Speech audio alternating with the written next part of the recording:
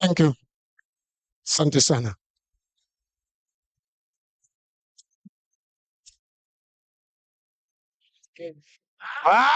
Kamano.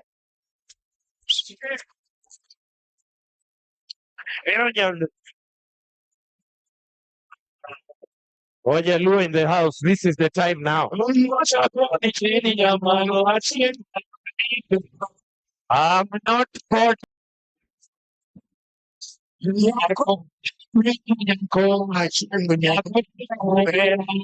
Kuna goma kama we bado mzima.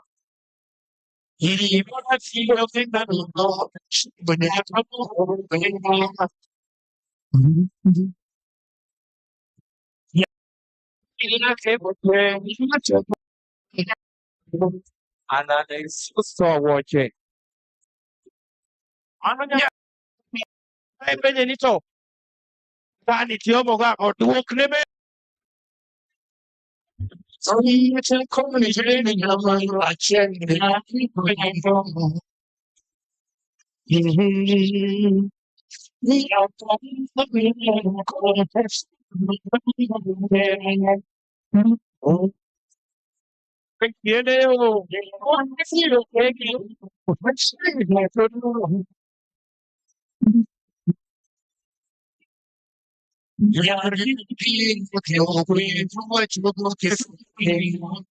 Dieko se para orie kwezano koti orie kara.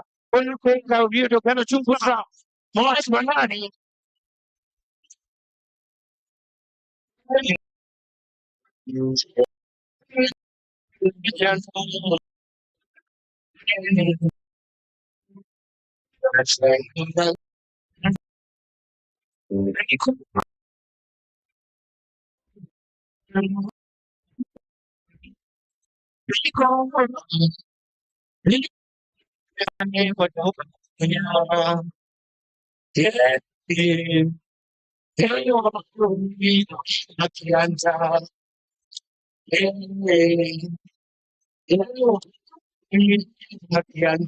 December.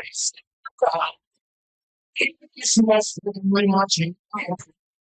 December. Christmas very much.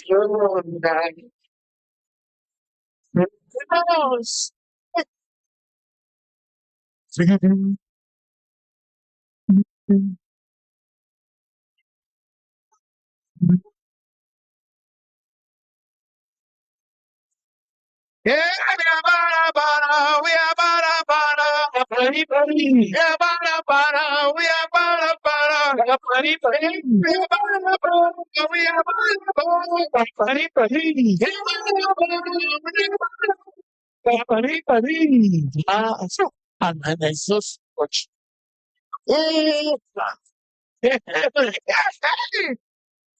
Ah, Yuyos, Mr. Yuyos here, Admarani, Hidro Gona Venus, Ero.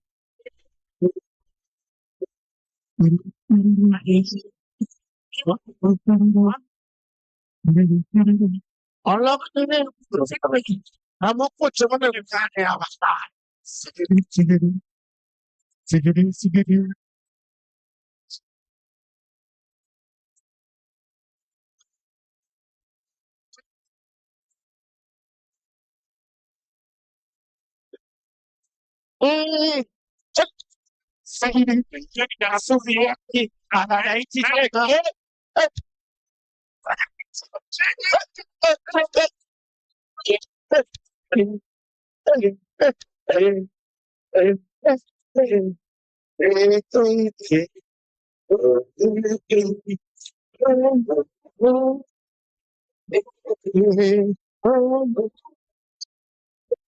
Chamari, Chamaro, yes, Chamari, Chamaro, Chamari, Chamaro, hey, Chamari, Chamaro, hey,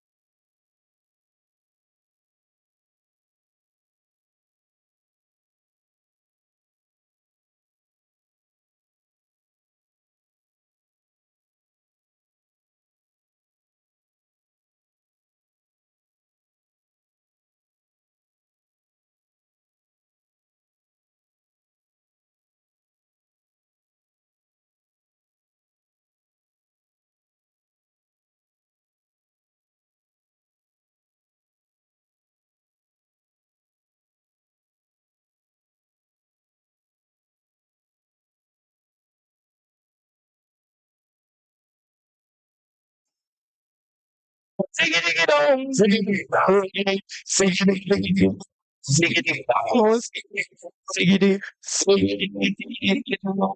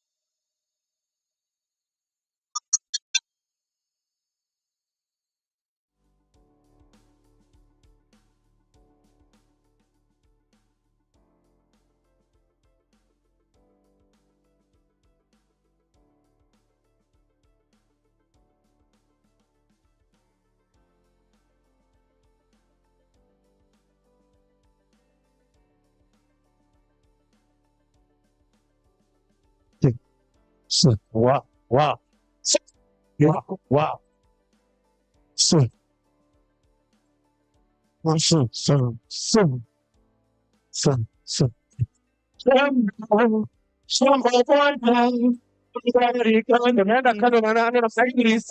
Just like me, what I vision, here I am too. I'll bring you all stuff together. Jumbo, Jumbo, Pagani, he's a son. I'm gonna go to what I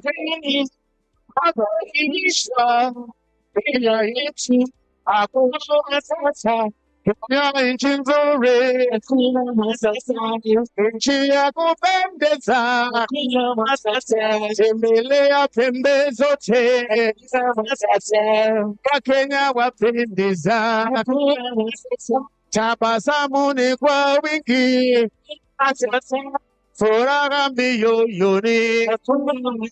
Senda professor.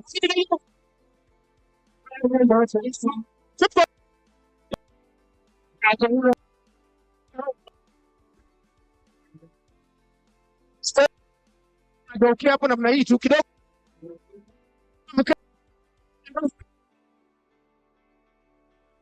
Ah, students.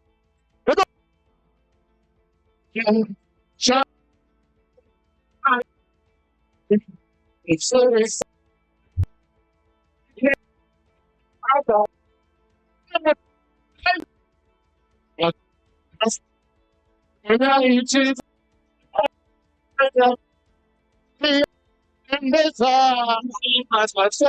Wakenya wameng'ara, wanang'ata wako sawa. Sasa it's number one. He's in the sun now. Wakenya, I'll tell you the story. Whenever I'm cool, stop.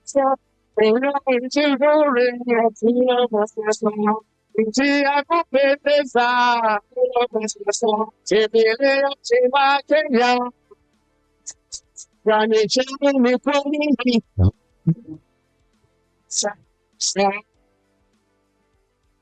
You may have your seats. I'll ask the DJ to play some background so that we come back. Kunywa maji kidogo.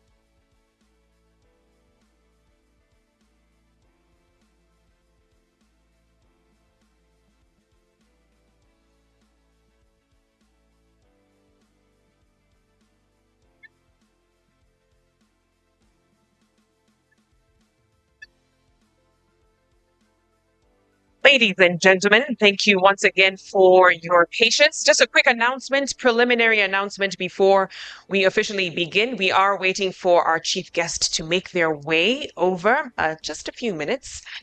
For those of you who are outside in the foyer enjoying tea and juice, kindly make your way into the plenary hall so we can all be present when the chief guest makes their way in.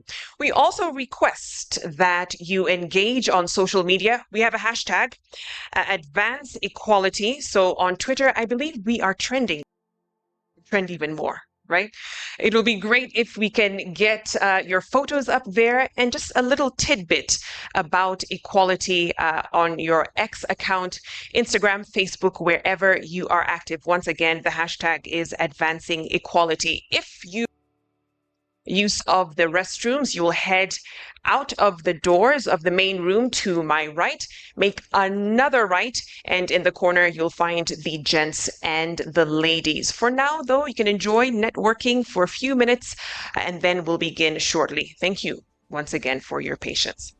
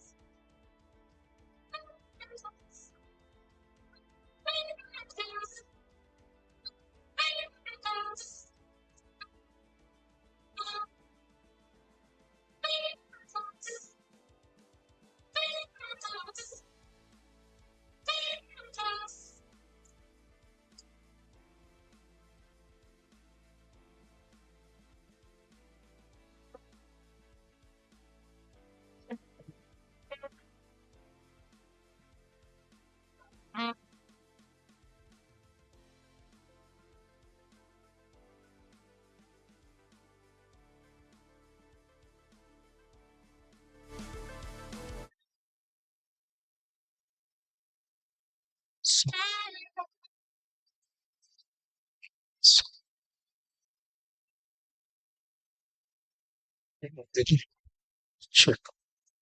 Check.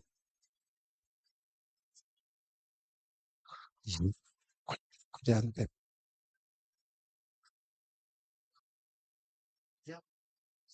Good morning once again, ladies and gentlemen. I'd like to recognize the presence of our chief guest, Dr. Idris Salim Dakota, Principal Secretary from the Office of the Deputy President. Thank you so much, Bwana PS, for joining us this morning. I request if we all stand as we observe the national anthem of the Republic of Kenya, followed by the East African Community Anthem. Thank you.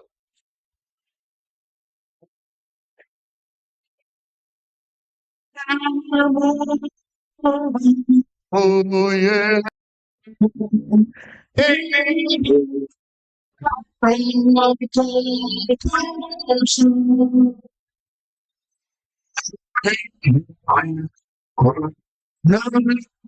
See, so clean.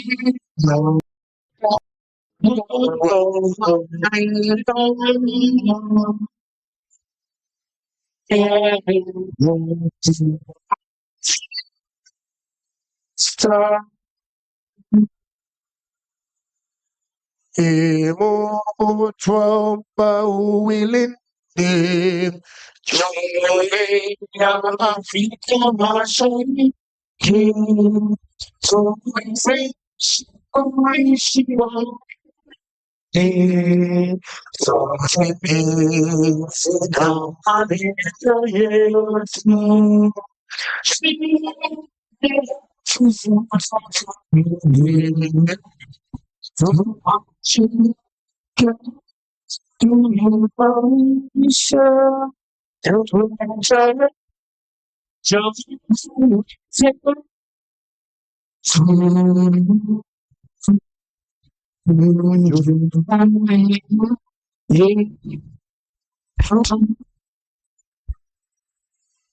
Thank you, Kayamba Africa. I request that you remain standing as we are led in a word of prayer.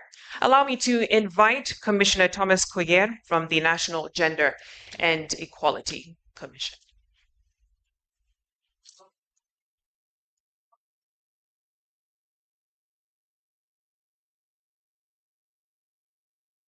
Let us pray. Loving Father, we come before you for giving us the opportunity to stand again in this great nation.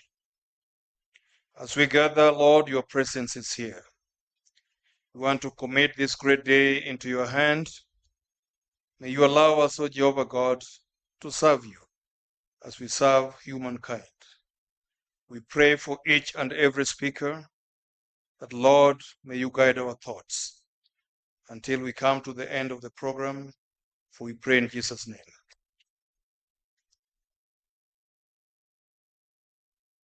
Thank you, Commissioner. You may now take your seats. Thank you. Allow me to once again recognize the presence of our chief guest, as well as honorable principal secretaries who are present with us this morning. Honorable governors also in the room, welcome. Members of the National Assembly and Senate, a very warm welcome to you as well.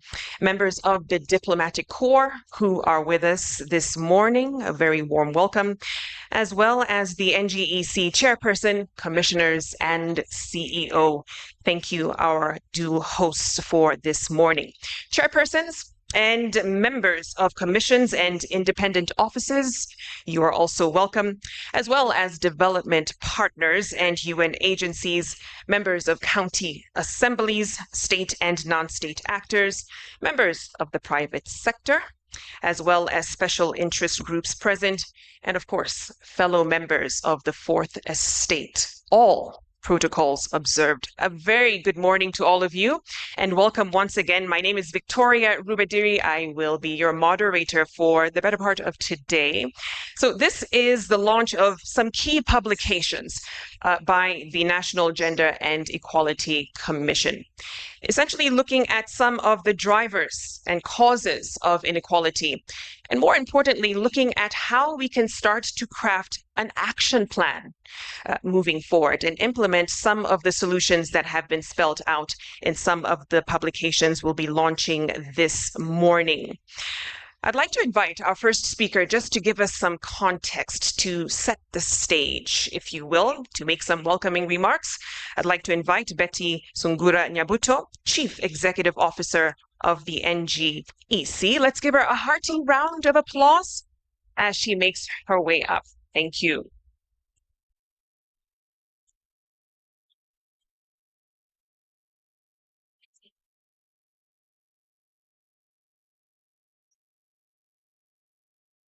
Good morning. Our chief guests, the PS Cabinet Affairs, Idris Dakota,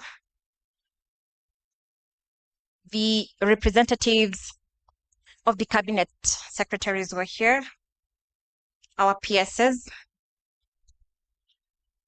chairpersons and commissioners of constitutional commissions and independent offices. We have ambassadors, heads of missions, UN agencies, and other members of the diplomatic corps.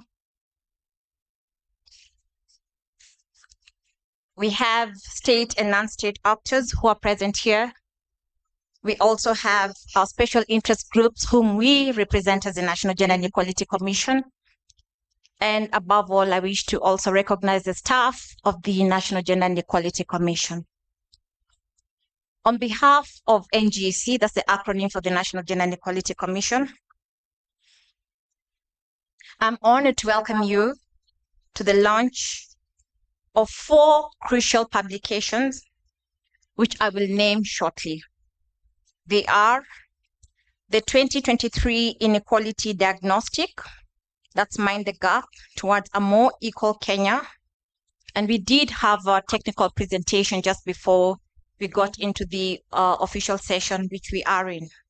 The second publication is a scoping review, a national inclusive development framework for marginalized communities in Kenya. The third one is the status of gender equality and inclusion in the public sector 2023. And finally, we have the model gender mainstreaming policy for the technical and vocational education and training TVET sector with elements of inclusion, that's 2023.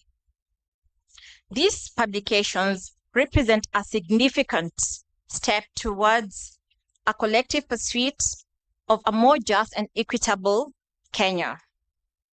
As outlined in our mandate, which we derive from the National Gender and Equality Commission Act, these publications are driven by the fundamental principle of equality and freedom from discrimination in line with the Constitution, if I dare say, Article 27. So NGC is committed to research and collaborate in order to achieve a society where everyone thrives. Our chief guest, these reports are the culmination of a dedicated research, a collaboration with government ministries, the academia, support from our esteemed partners like the GIZ, the World Bank, among others, and most importantly, our special interest groups. Because if we did not have the SIGs, we wouldn't have had a reason to baseline our research and findings. Their voices and experiences illuminate the realities of inequality in Kenya, guiding our work and informing these invaluable resources. Our chief guest, today, we celebrate not just the launch of these reports, but the knowledge and insights that they offer. These reports are more than just data and statistics. They are powerful tools for understanding the challenges and opportunities on our path to a more equal Kenya. I therefore take this chance to invite us all to really read them, have a quick understanding of what they are, these publications, and engage with the findings so that we can bridge the gap and build a more inclusive future. Our chief guest, sir, as National Gender and Equality Commission, it is our that this report will be a catalyst for action, a roadmap for a positive change, and a testament to our shared commitment to a just and equitable Kenya. With those few remarks, I wish to thank you all once again and really wish you well and that you enjoy our event. Thank you very much. Over to you, our moderator.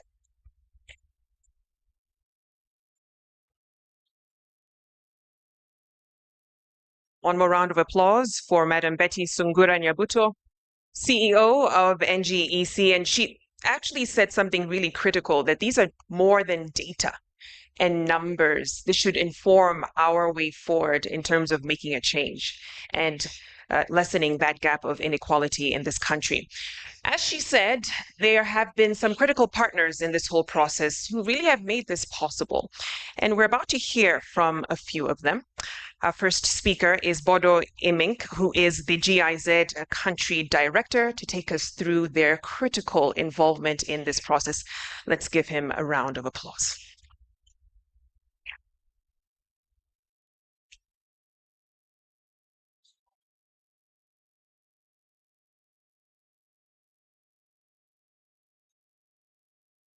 Our chief guest, Dr. Idris Salim Dakota, Principal Secretary, Cabinet Affairs, Office of the Deputy President.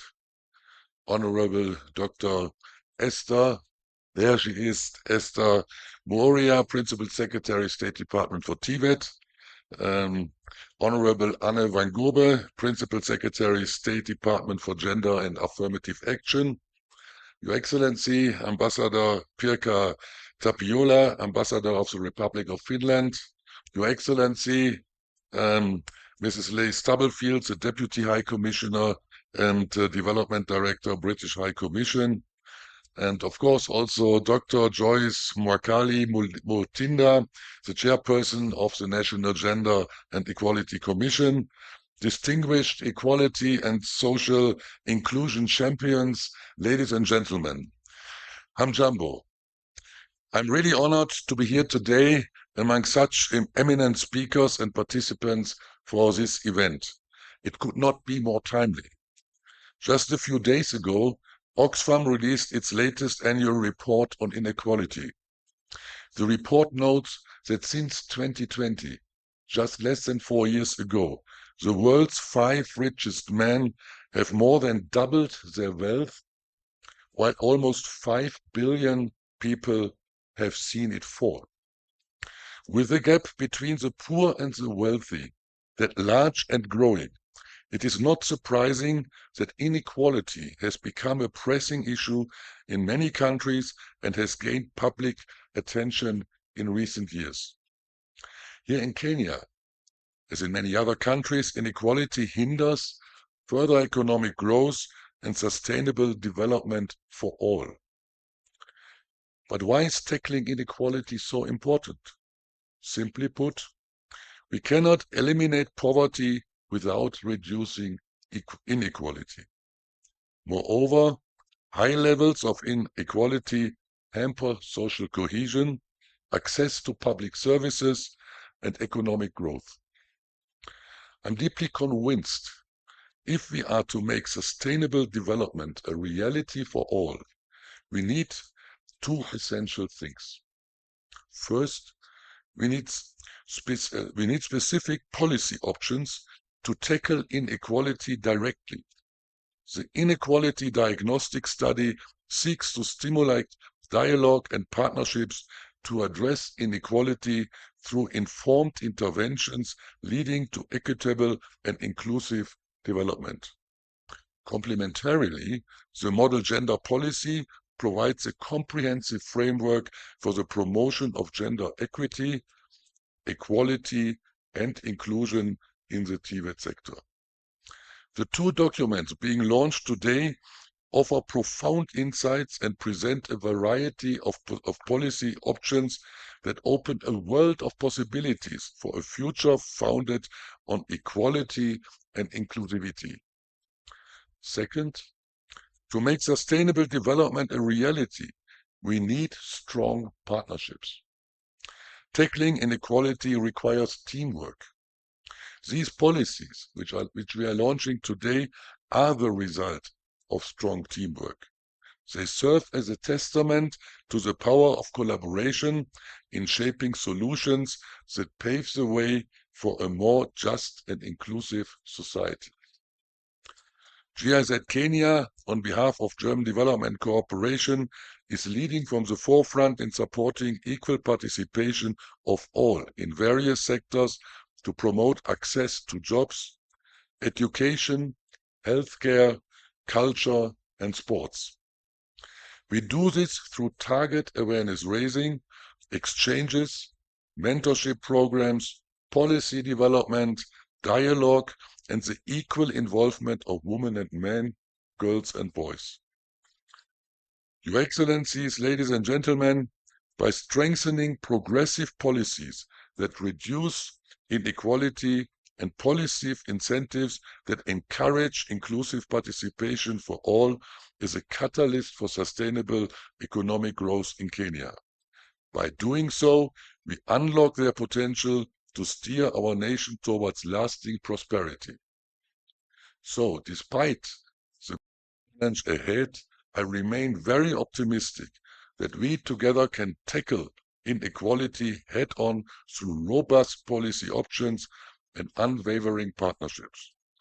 We from GIZ, as part of German Development Cooperation, remain committed to working with like-minded partners to collaboratively pave the way to a fairer future for all. Thank you very much. Asanteni sana.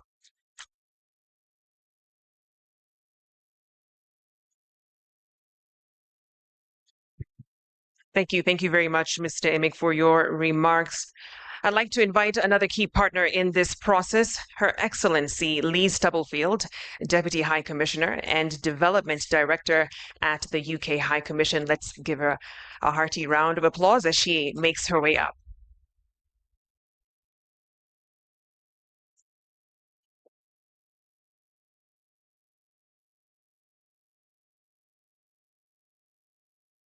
Your Excellencies, partner ministries, National Gender and Equality Commission, development partners, ladies and gentlemen, Barisasfui, good morning. It's an absolute pleasure to be here at this event to launch the Commission's 2023 reports. Thank you for inviting the British High Commission. Apologies from the High Commissioner who had to attend another event. I'm afraid you have me. I'd like to start by commending the Government of Kenya and everyone in the room for your strong leadership in promoting gender equality. Our partnership, the UK with Kenya, reflects a shared dedication to a world where marginalised groups, including women and girls, can unlock their freedom and rights, their full potential. We know that gender inequality remains a key driver of poverty and social exclusion in Kenya. The COVID-19 pandemic saw the rise of unemployment, particularly among vulnerable groups. We will not achieve the Sustainable Development Goals without a strong focus on leave no one behind. Given this, the UK is committed to putting women and girls and social inclusion at the heart of everything we do at the British High Commission to help improve lives, amplify voices, and stand up to injustice.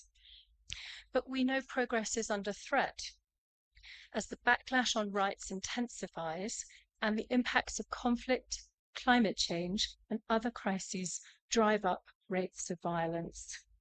The number of cases of femicide and violence against women in Kenya highlight a worrying trend that calls for urgent action. And the world will have seen on the media the call for that over the weekend and yesterday. The UK remains a committed partner in working with Kenya and with all of you in implementing the roadmap towards national targets on ending gender-based violence and female genital mutilation. Over the last year, through the Africa-led movement to end FGM, communities have led change. And in collaboration with the Anti-FGM Board, the programme has developed survivors' leadership training to enable women and girls to continue safely advocating for ending FGM within their communities. Through the Reinvent programme, the UK has supported justice for gender-based violence survivors. In November last year, together with CS Jumwa, we were able to showcase the work of the Situation Room in Mombasa. During the royal visit, Her Majesty Queen Camilla met survivors and women leaders and saw firsthand the critical importance of this work. The UK is providing support for approaches that put survivors of sexual and gender-based violence at the centre of prevention and response. The Ongea Usikiki Speak Up and You Will Be Heard, I hope, online campaign is a way to report sexual and gender-based violence and for survivors to share their stories and challenges. We're also harnessing the power of technology to empower people with disability to overcome barriers. The UK's Assistive Technologies in 2023 programme Test What Works to improve access to life-changing technology for all. Our Digital Access Programme has supported the development of an Information Communications Technology Authority digital skills curriculum, ensuring inclusivity from the start. This will help government agencies and organisations, some of whom are present here today, to train 10,000 people living with disabilities at both national and county levels. In conclusion, these are small steps that the UK is taking in support of your incredible work, and we are really proud to be a part of that.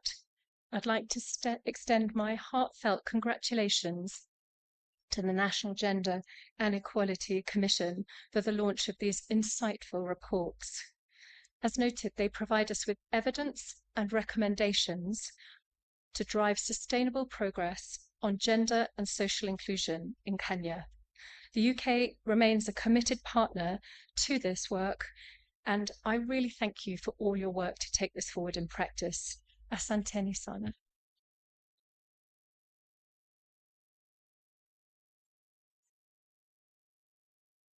Thank you, Deputy High Commissioner, and for the wonderful work that's being done in the space of GBV, especially considering the current climate that we find ourselves in as a country. I'd like to invite our next speaker, His Excellency Ambassador Mr. Pirkka Tapiola from the Republic of Finland to Kenya. Let's give him a hearty round of applause. Balozi, the floor is yours.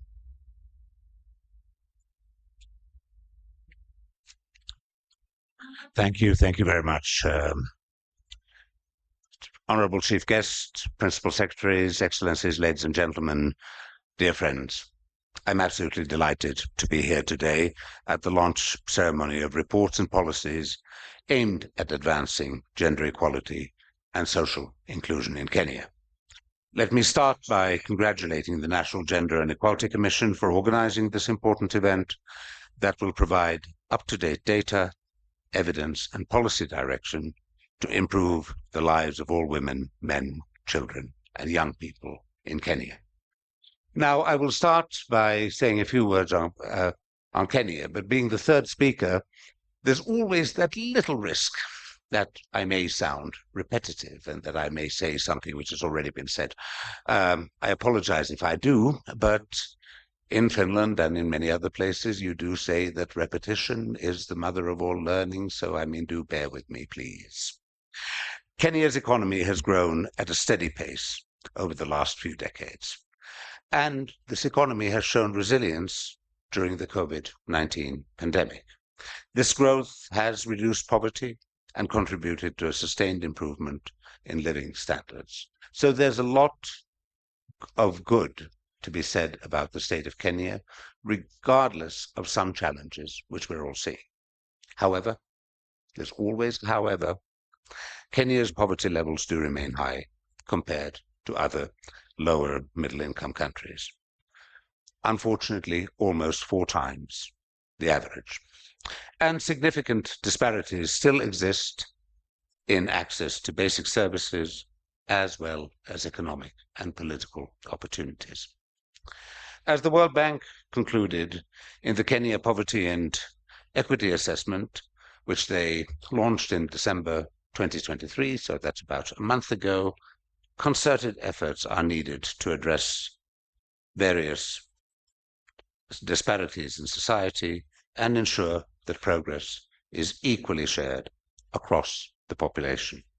The bank called for an inclusive growth strategy to ensure that growth translates into real poverty reduction. Current efforts by the government to make health services and education accessible to everyone are very commendable steps, and they are steps in the right direction. It is worth, however, pointing out that the call to address inequality is not just an altruistic one. Research consistently shows that societies with lower levels of inequality are more socially cohesive and stable, as well as more productive, innovative, and competitive. Put simply, equality makes sense. Equality brings prosperity, peace, stability.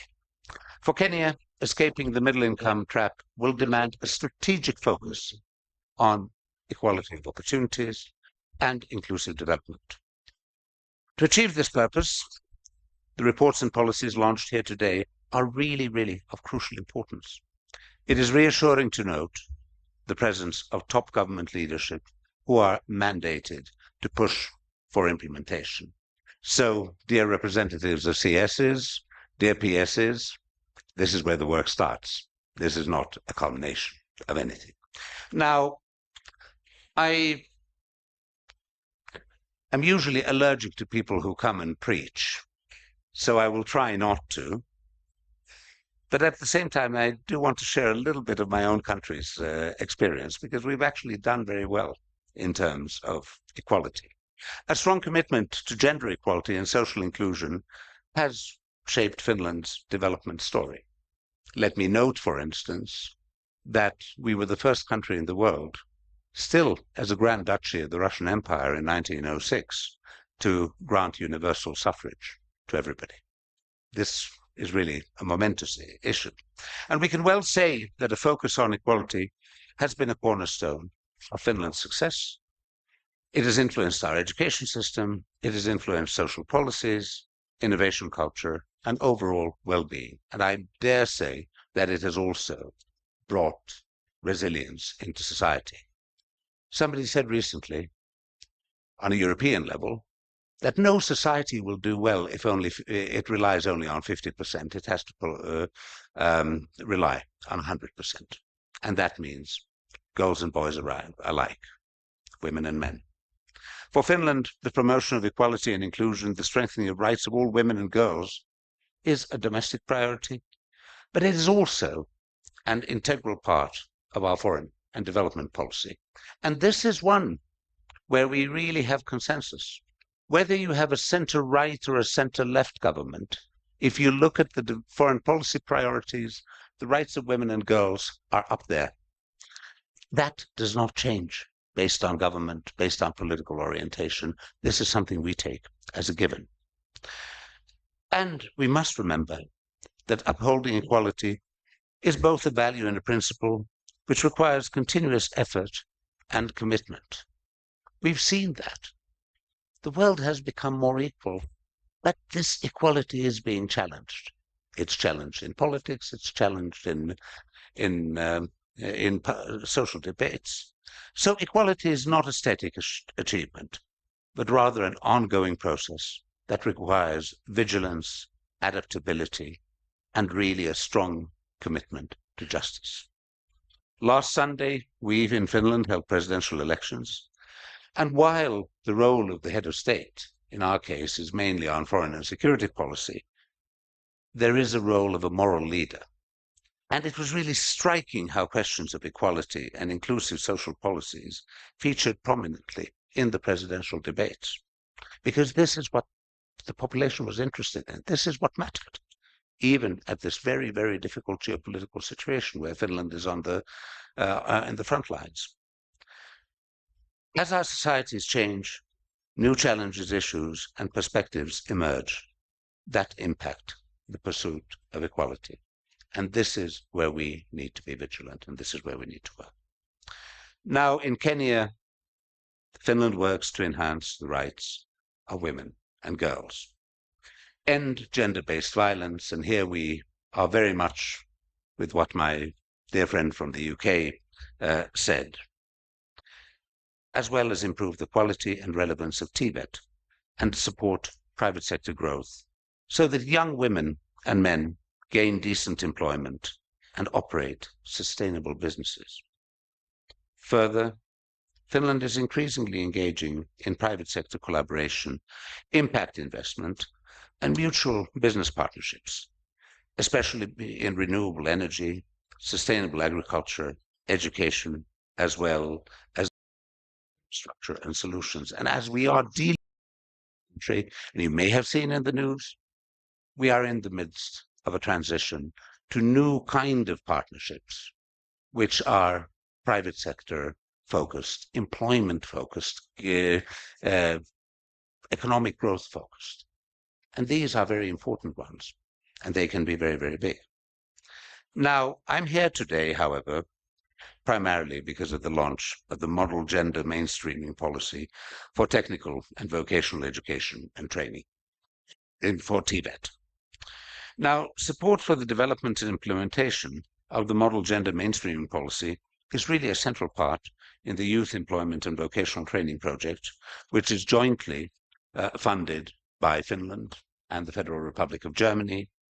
This project is implemented by GIZ, and you heard another friend open this sort of international segment of speeches here. And we work with close partnership with the TVET department at the Kenyan Ministry of Education, and PS Moria does give us a hard time, which is very good for the project and the country. Now, launched last year, our joint project aims to sustainably integrate the dual training model in the Kenyan TVET system. And this dual training model combines classroom with practical on-the-job training. It can address the central challenge of the Kenyan TVET system, the mismatch between the skills of the workforce and the needs of the employers. And let me say that I was last week both at a TVET institution and at a business company, and I saw this cooperation in action. And I have to say I was really, really encouraged. I'm extremely pleased to witness the launch of this policy, as gender equality and inclusion in TVET are really priority objectives for all of us in Finland, in Germany, and in Kenya. We know that too many women and girls are held back by bias, social norms and expectations influencing the education they receive and the subjects they study. Persons with disability face serious challenges in accessing education, including TVET, which means that they are often excluded from work and employment. In line with this, our joint project aims to encourage more young women to enroll in technical, traditionally male-dominated vocations and increase access to TVET for persons with disability. Now, sometimes this is also unfair towards men because you expect us to be very technical. I have to say that about 95% of women I would trust more with technical and mathematical sides than me as a humanist. So, I mean, let's sort of really do away with gender roles here.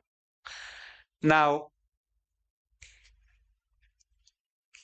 we will explore opportunities to advance gender equality and inclusion in TVET through digitalization and the use of technology. These objectives are very well aligned with Finland's global work as one of the leaders of the Action Coalition on Technology and Innovation for Gender Equality. The coalition is part of the Generation Equality Forum, a global campaign led by UN Women. And let me see, last week, when we were going around and looking at these very technically oriented, I was in complete awe, not understanding anything what was happening around me. But what made me very happy was the amount of girls who were there. And when we went to the business company, there were 2 students in exchange, and there was a girl and a boy. So that means that the 50-50 principle was there. But of course, the CEO of the company was a woman, which probably brought the right sort of feeling as well there. In terms of policy, our project will support TVET institutions across Kenya to customize the model policy to specific and contextual needs of the institutions we're working with. We'll work together with the gender and inclusion committees of the TVET institutions to undertake concrete measures to strengthen gender equality and inclusion in training programs. For this work, for moving from commitment to implementation, because it's the implementation actually which counts more than the commitment, we really need genuine collaboration of all partners and stakeholders. And looking at PS Moria, I know that we have strong ownership in the Department for TVET. So, Excellencies, ladies and gentlemen, with this, I wish once again to congratulate the National Gender and Equality Commission for today's very, very important event and encourage you to continue your crucial work on gender equality and inclusion in Kenya. Asanteni sana. Thank you.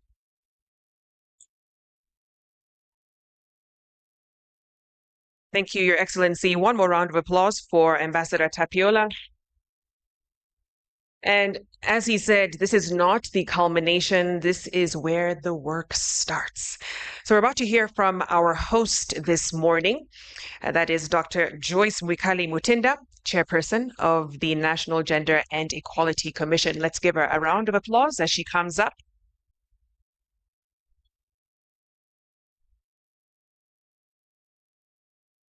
Thank you very much. And I'm looking from where I'm standing. You all look very nice. Thank you very much for coming to our also birthday.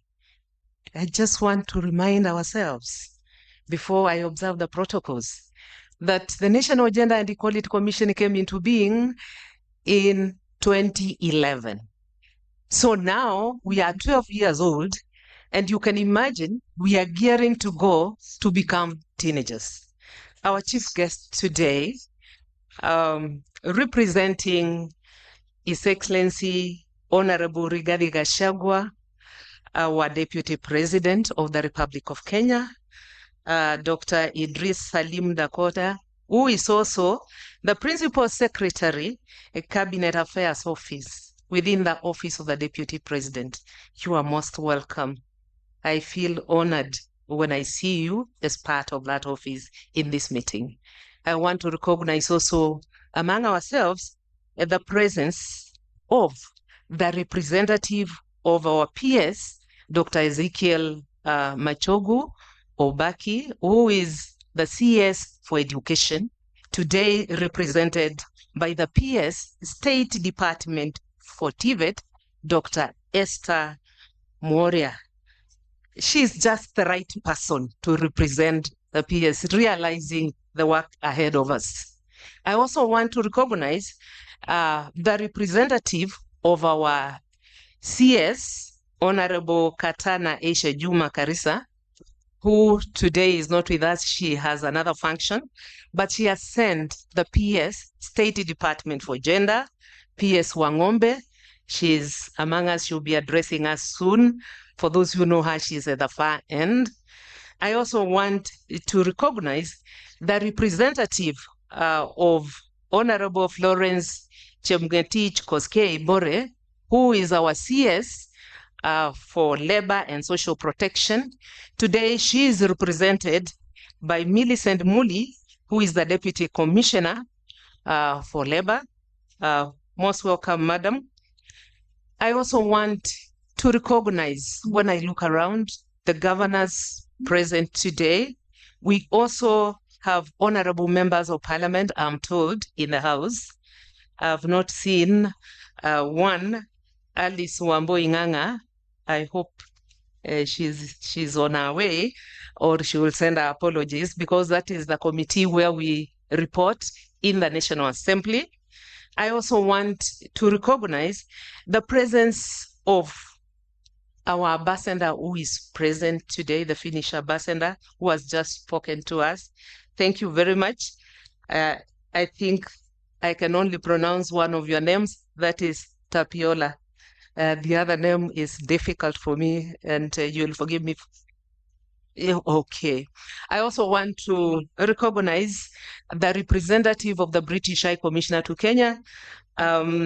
This lady has spoken to us, and as much as we say that is who she is, she also has other accolades that I will not be outlining, but she has very many accolades in this country. Thank you very much, Madam.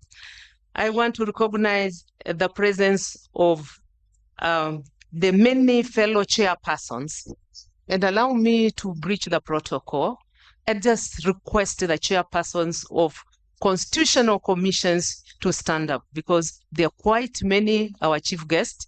Just allow them to stand up so that you see them. Please, chairpersons.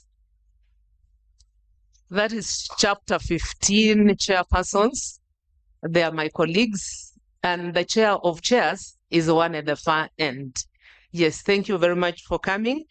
I want now to recognize my commissioners who are present today. Thank you very much for being here. It is your function.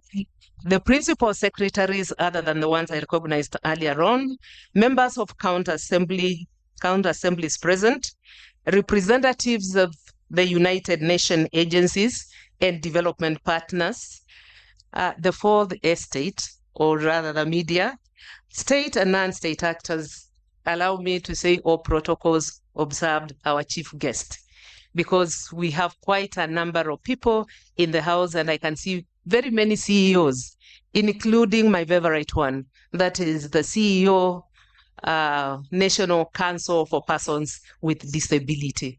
Thank you very much, Hassan, for honoring our invite. Ladies and gentlemen, I will not start by saying good morning, because that has been said, and somebody told me you may be repeating what have been said. But I want to say it is with great joy and pleasure that I welcome you all, and specifically our chief guest today, because it's like we are welcoming the office of the Deputy President of the Republic of Kenya, the place where the constitutional commissions have liaison office, so that when we want things done in government, that is where it is. Today, we celebrate three things: that office is here with us. That is number one.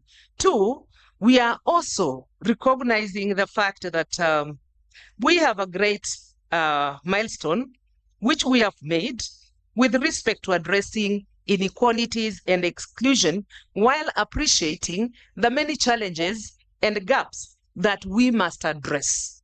So as we celebrate, just behind me, you can see we have dubbed this day Advancing Equality Through Progressive Policies Towards a Fairer Future for All. And our hashtag today is Advance Equality. And I'll be telling you why we have to push for equality at all times. And when I look back at what many governments are doing and what the world is doing, I am reminded of one thing that comes with equality. And when it comes with gender equality or equality in general, it does help us.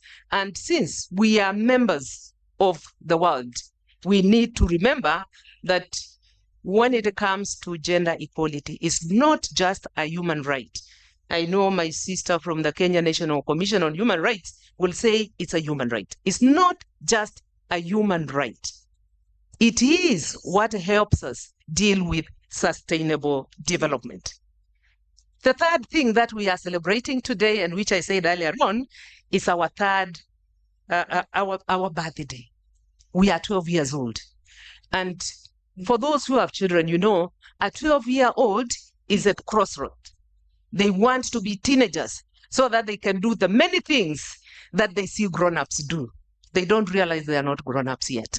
So in National Gender and Equality Commission, we feel that we are actually growing to be teenagers. And therefore, the policies that we are going to be churning out in terms of model policies, then when we become teenagers, when we are 13, we shall be running to make sure that they are just not documents, as my CEO said, but they are adopted and they are operationalized.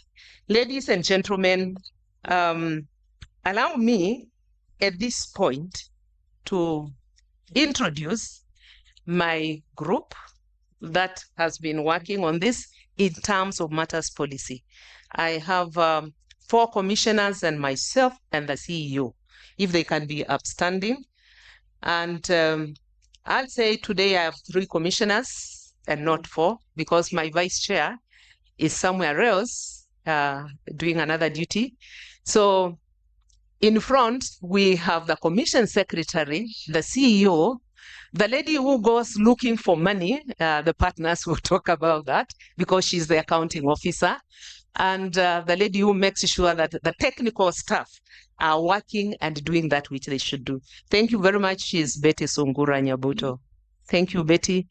Behind Betty is Commissioner Dr. Margaret Karungaru. Dr. Margaret Karungaru likes to tell us she's the youngest. She was the last to come. So she will be the longest to serve. So development partners, you better get her a card because she'll be here longer than some of us. Next to Karungaru is Caroline Naikena Lendopur. And I'm very proud of this lady. She comes from this part of the country that we have so much work to do, Baringo. I think those who are Kenyans, you know what is happening, and you know what is happening with minorities and marginalized groups. The last one, and the tallest man in the group, the man for today, the boy child, he likes being called the boy child because we have an elder, is Thomas Koyer. And Koyer does not need a lot of introduction. He's the pastor in the house. In fact, we call him Reverend. Thank you very much. That is why he was praying today. Now, I will not be able to show you my staff, but suffice it to say, I have 109, just 109 members of staff spread in 7 offices. That is the headquarters in Nairobi, Upper Hill. And then I have got Nakuru, I've got Isiolo, Kisumu, Malindi, Garissa, and Kitui. And you'll be happy to know that all those offices are represented here today.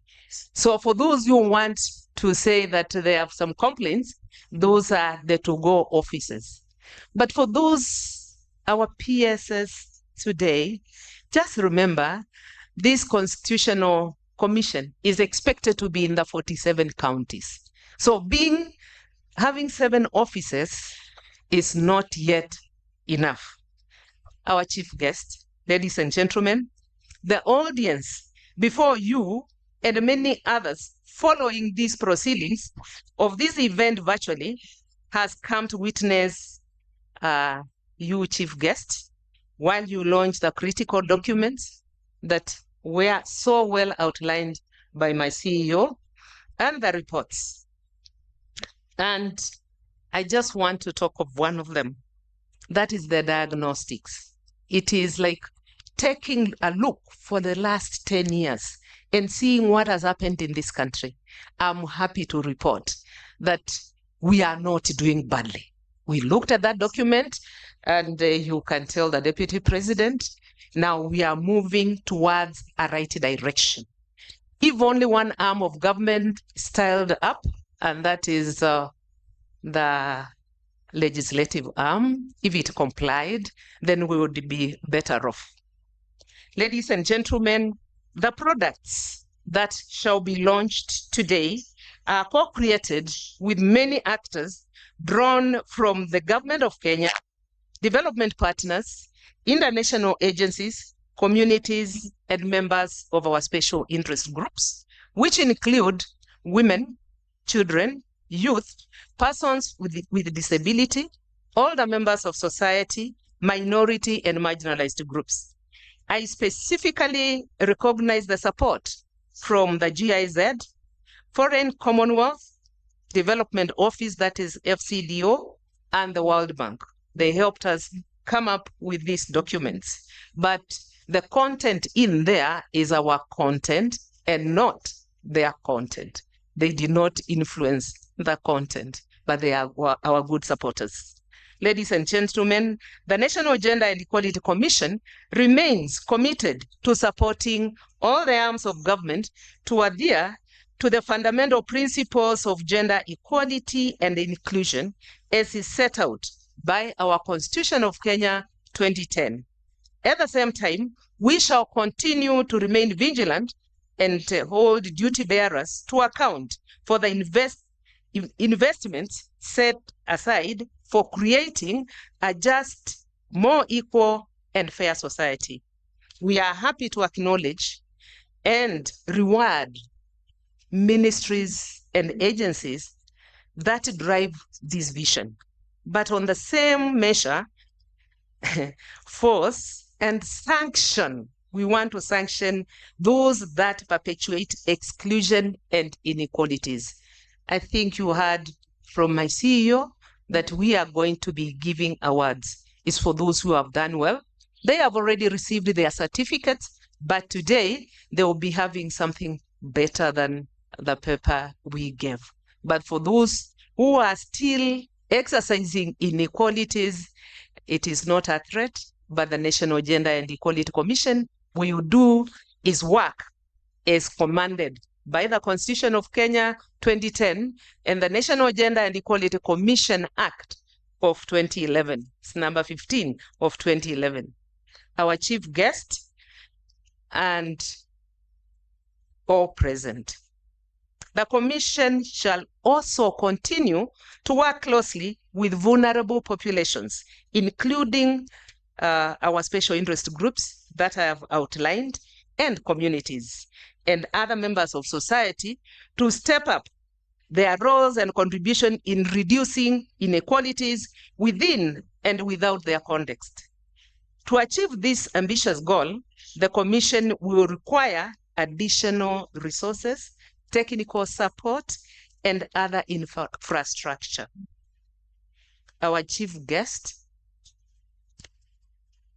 your office, let me call it your office, because this is the office of the Deputy President who has sent you here, and we know now there is a unit or an area where we can go in terms of constitutional commissions. This office is designated as a liaison with constitutional commissions and independent officers in matters that require intervention by the national government, including budgets and policy formulation. Therefore, I humbly request your office and also Parliament and the National Treasury to reconsider the resource envelopes, not only for NGEC, but for all constitutional commissions. Because we are a creature of the Constitution. Let us have the resources so that we can continue to do that which we are supposed to do, and we deliver our mandate. Finally, as I conclude, ladies and gentlemen, the Commission is indeed honored and privileged to host all of you and to have you, our chief guest, grace this particular lodge.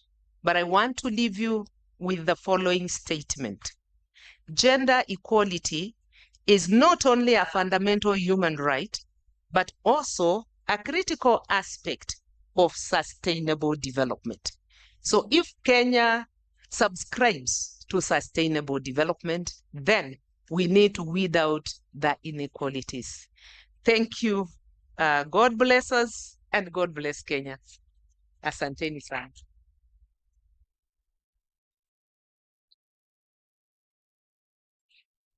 Thank you so much. One more round of applause for the chair. It's extremely encouraging also to see the government presence here and the support. And we're about to move into that segment of the program. Our first speaker is Madam Millicent Muli, Senior Deputy Commissioner representing the Gender and Social Protection Cabinet Secretary. Madam Florence Bore, can we give a hearty round of applause as she makes her way up?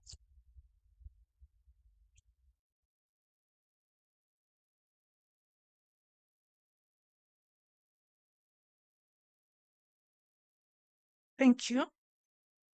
Principal Secretary, Cabinet Affairs Office of the Deputy President, Mr. Idris Salim Dakota. Permanent Secretaries present, ambassadors and heads of missions, chairs and members of constitutional commissions and independent offices, representative of UN agencies, ladies and gentlemen, all protocols observed, good morning. Apologies from my cabinet secretary. She could not be with us today. And I'll go ahead and read her statement. It is an honor to join you today in the launch of the reports of inequality, diagnostic, and the status of gender equality and inclusion in the public sector. Allow me to start by appreciating the National Gender and Equality Commission for taking time to produce these thematic reports, which will go a long way in shedding more light on gender gaps and offering strategies on ensuring gender equality across all sectors.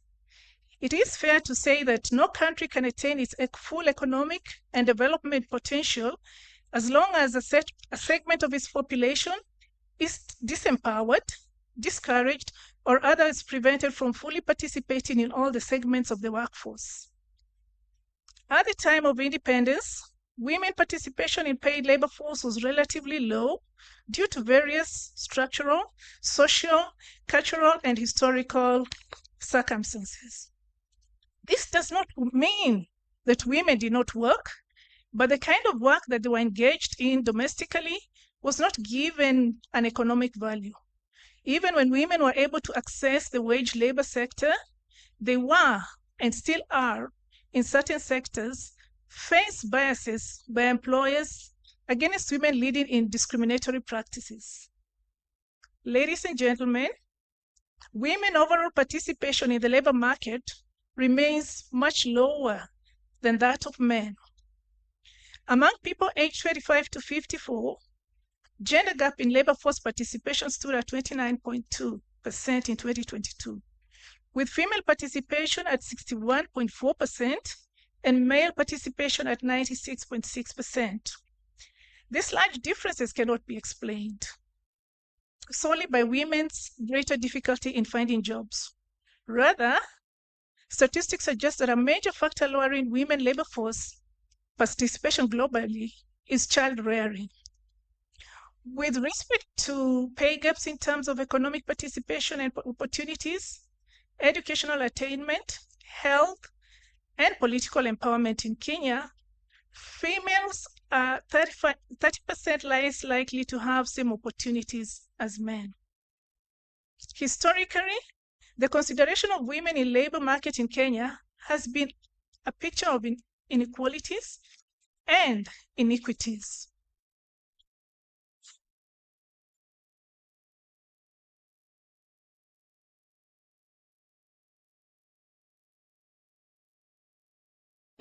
Ladies and gentlemen, in Kenya, decades after independence, women served only in one unit of Kenya Army, with several restrictions, and none in the Air Force, Navy, GSU, or administrative police. The construction sector in the modern Kenya that we inherited was exclusively for men, despite the fact that women constructed houses in pre-colonial Africa. This segregation of jobs was all over, and it took some time to adjust the fact that a nurse could be a man, or even secretarial work could be done by men. Some occupations were almost exclusively for women. As a country, we have made some improvement to reduce the gender gap in labor sector. Today, at any given time, one is likely to have a count of women leaders in various sectors in the labor market, as well as in all arms of government, including cabinet secretaries, principal secretaries, governors, senators, MPs, and even judges. Women work in construction and other areas previously presumed to be men. Women athletes who were absent or rare in the global scenes have become a pillar of Kenya dominance in athletics. Our constitution, Article 27, provides for equality and freedom from all discrimination. In particular, provides for rights of equal treatment and opportunities for women and men in political, economic, social, cultural, and social practices. To achieve zero gaps, we need to address some spheres of concern for women on the adequacy of legal policy framework regulating the formal and informal labor sector in Kenya, which dwell mainly on inclusive hiring, promotion policies and practices, working environment, sexual harassment and violence in the workplace, equal pay for work of equal value, social protection for women, equality, gender-responsive budgeting, engagement, and suitable interventions, the protection of vulnerable and marginalized women and youth. These interventions will heighten protection of women in formal and informal sectors, as well as enhance their overall participation in employment and informal sectors, gender equality, decent work, expand the access to employment across the occupation, and to address the glaring gaps in job quality and women face. I thank you, God bless you, and God bless Kenya. Thank you.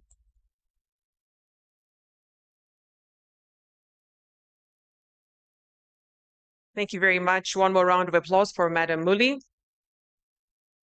And a correction, she's representing the Labor and Social Protection Cabinet Secretary. Thank you once again for your remarks and representing her well. Now, we're moving on to our next speaker, Dr. Anne Wangombe, a Principal Secretary in the State Department of Gender and Affirmative Action, of course, representing the Gender, Culture, Arts and Heritage Cabinet Secretary, Aisha Juma. Can we give her a round of applause as she makes her way up?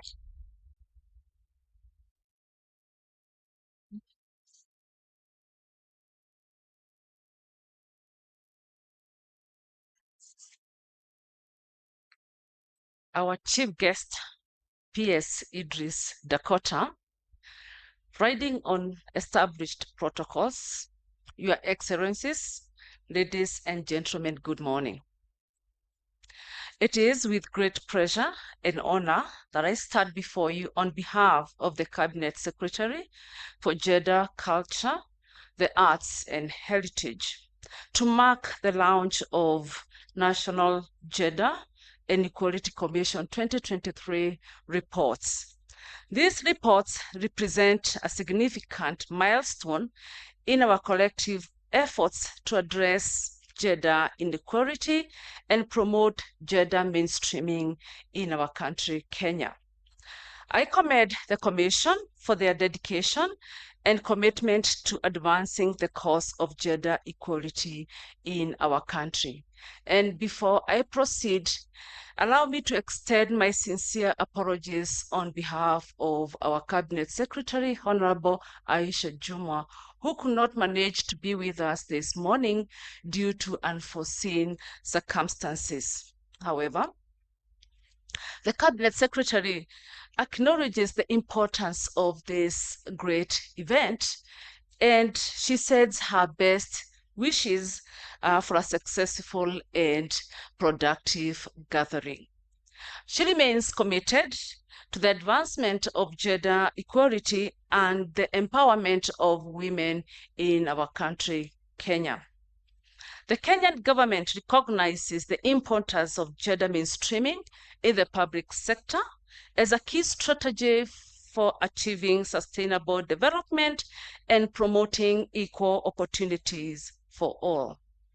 Over the years, the government has enacted various policies and laws which are aimed at promoting gender equality and women empowerment, which include, to mention but a few, Policy on Gender and Development, the Sexual Offences Act, the National Gender and Equality Commission Act, and the Constitution of Kenya 2010, which contains progressive provisions aimed at promoting gender equality and women empowerment.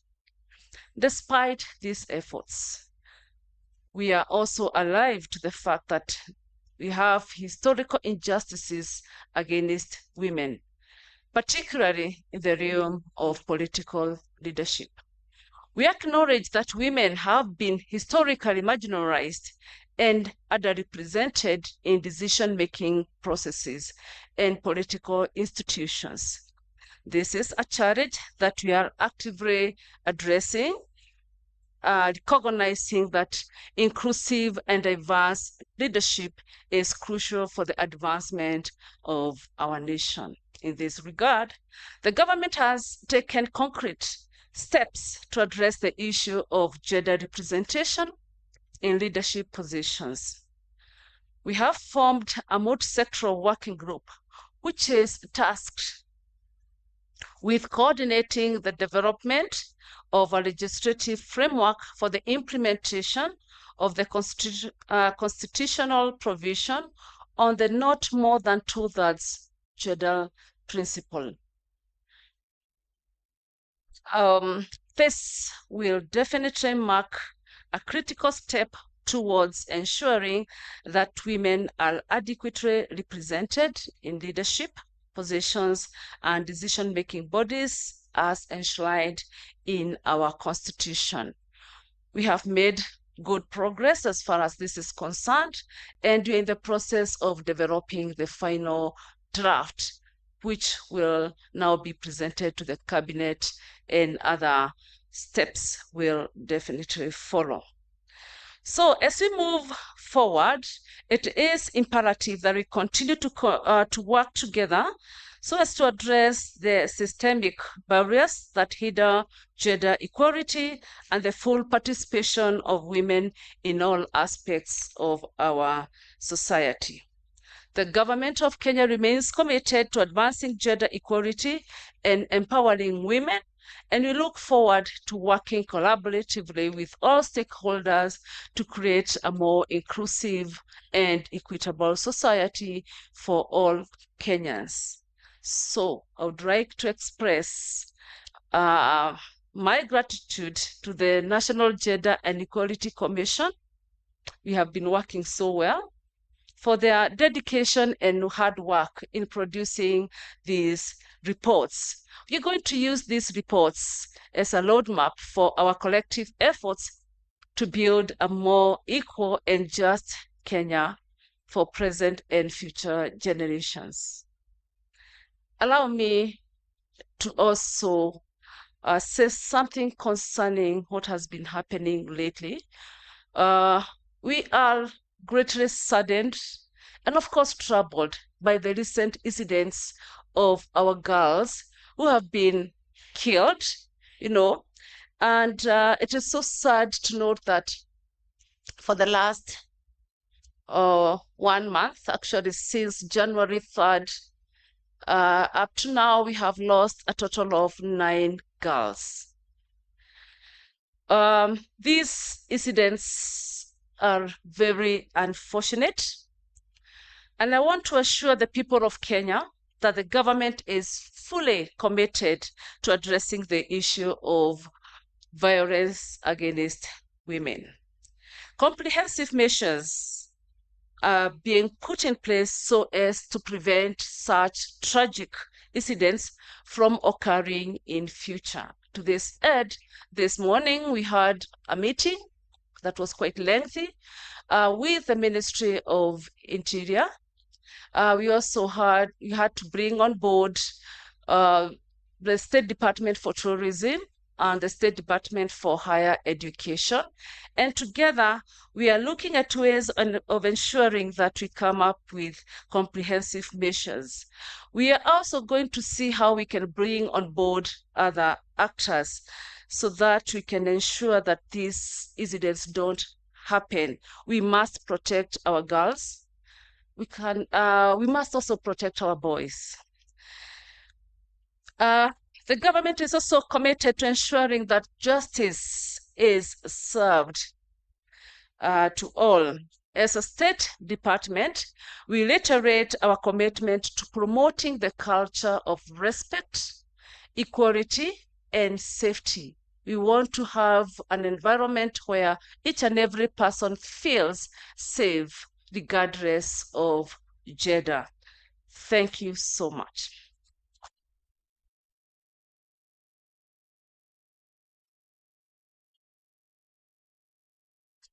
Thank you. Thank you so much, Dr. Wangombe, and to also hear what the government is doing in response to the cases of femicide here in the country.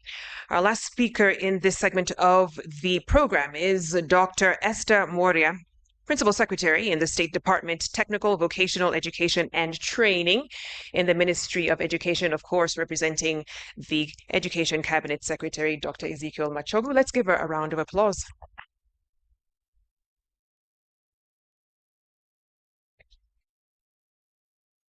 Yes, Idris Dakota and my other colleague, Anne Wangombe, allow me to write on the established protocols, but allow me to specifically mention Ambassador Tapiola, who, if time allowed, would be my everyday tea break participant because of the things that we have to do together.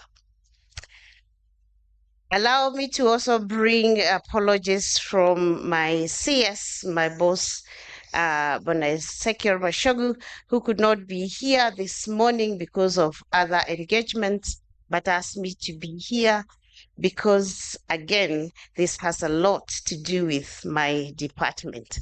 And allow me to ask all those from TVET, because I know it's a number of them, to kindly stand up and let's wave at the crowd.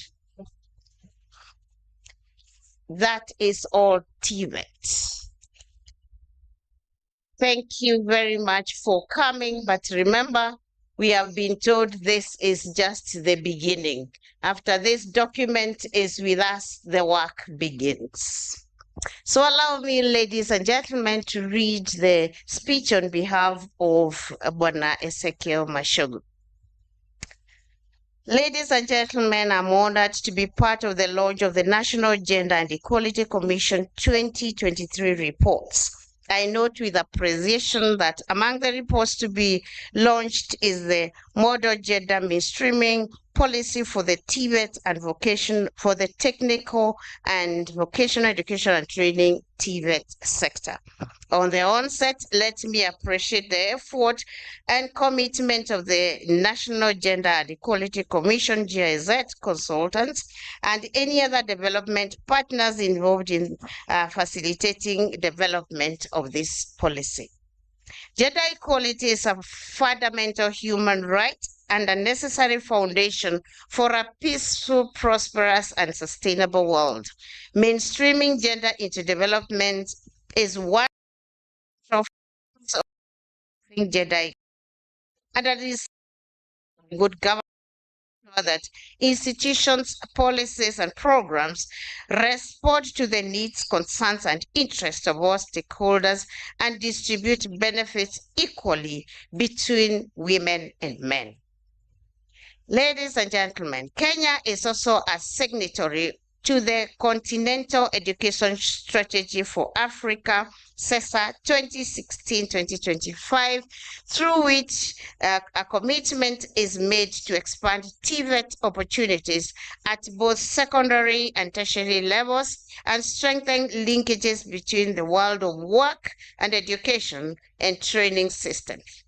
Kenya has continually been progressive in empowering gender equality by developing policies and institutional in an effort to promote gender mainstreaming. Pertinent to this agenda are the Kenya Vision 2030, the sessional paper number 2 of 2019 on national policy on gender and development that provide for integration of gender equality and women empowerment in all sectors, education included. Ladies and gentlemen, to enhance job creation and employability through a well-trained and skilled workforce, the government of Kenya over the past 2 decades has demonstrated a strong commitment to achieving gender parity in primary, secondary, tertiary education through policy reforms and program development. The Kenya Kwanza government has particularly laid focus on promoting technical and vocational education and training in Kenya due to the significant role this sector is playing in the socioeconomic development of the country. TVET equips both male and female trainees with pragmatic tools, skills, and technical know-how for job creation and employment. This sector, however, requires support and investment in setting up and strengthening their systems and programs to improve the status of gender equality and inclusion in the TVET sector and further contribute to closing gender gaps in training and employment. Currently, the status of gender mainstreaming in TVET sector is as follows. 1. Appointment of gender mainstreaming committee at the headquarters, and I have the representative here. Appointment of gender mainstreaming champions at the TVET institutions. Those are the people you saw there. having institutional gender mainstreaming policies, establishment of daycare centers in some TVET institutions, such as Kisumu National Polytechnic, there is one and the principal is here. Kabete National Polytechnic, I haven't seen the principal. Sigalagara National Polytechnic and Meru National Polytechnic, and I am sure they are here. Number 5, encouraging women and people living with disabilities to apply for advertised positions in our department, and establishment of scholarship policies in TVET institutions to promote and ensure enrollment of vulnerable groups into the STEM courses. In addition, the Ministry of Education has an education and training sector gender policy which describes program for collaboration with stakeholders in order to reduce gender parity in training institutions, establishment of facilities for facilitating re-entry of young parents back to training, and budgetary allocations to enable provision of gender-friendly facilities. Ladies and gentlemen, our commitment to fostering an environment to embrace diversity is paramount, and therefore the launch of this model gender mainstreaming policy will provide a uniform approach towards mainstreaming gender in the State Department of TVET. It will guide in review of existing gender policies and cascade the policy to all institutions in the TVET sector, including VTCs, which were formerly known as village polytechnics. The ministry will also continually develop and support aggressive programs to promote higher enrollment of female trainees in STEM courses, recruit more female trainers in STEM courses, establish gender desks in our TVET institutions, and train more gender champions, and provide gender-responsive office facilities and equipment, and equally through scholarships, bursaries, and grants will also be ensured to ensure gender parity. Education institutions will also be encouraged to provide breastfeeding facilities or creches for lactating female trainees and trainers, train and sensitize staff and stakeholders on gender equality.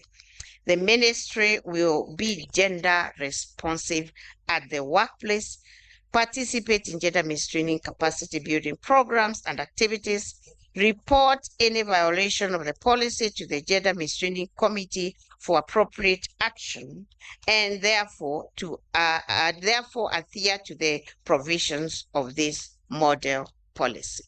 In conclusion, as we move forward, collaboration will be key.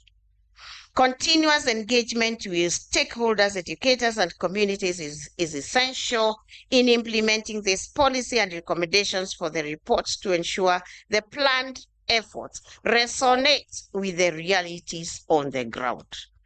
I am hopeful that this policy will serve as a valuable guide to create an environment and framework that customizes the gender equality instruments and facilitates and fosters the achievements of equality, equity, inclusion, and freedom from discrimination within the TVET sector.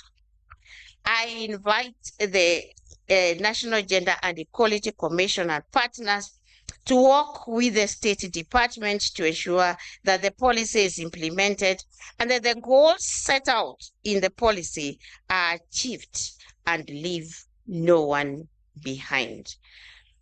Let us embark on this journey with a shared vision.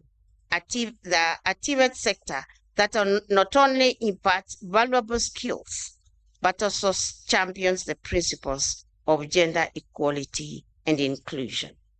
And before I tell you that I want God to bless you, I want to say that this is also a personal statement, not only a statement from my boss, but those who I have worked with, like Tabiola, know that TVET is my cup of tea, my plate of lunch, and my drink for dinner because I normally don't eat in the evening.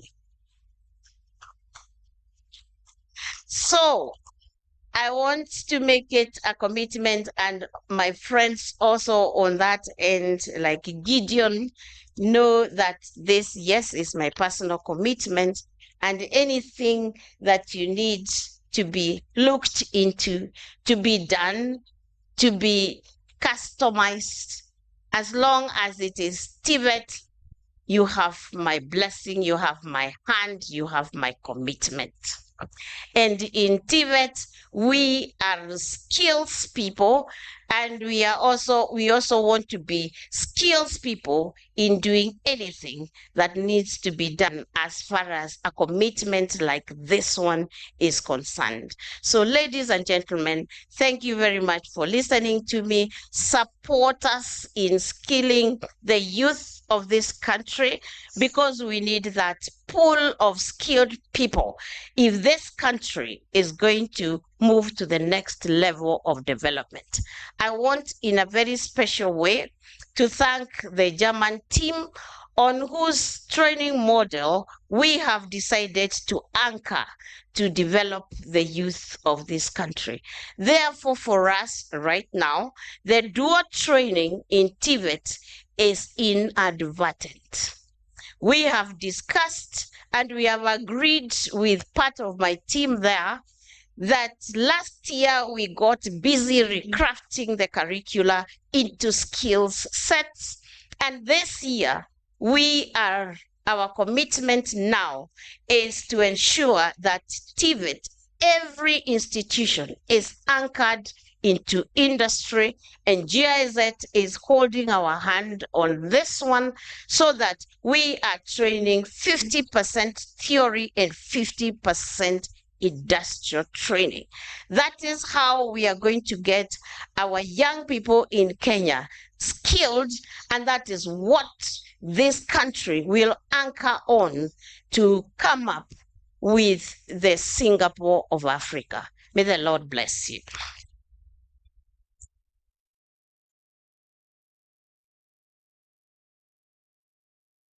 I think that deserves another round of applause. Dr. Moria, thank you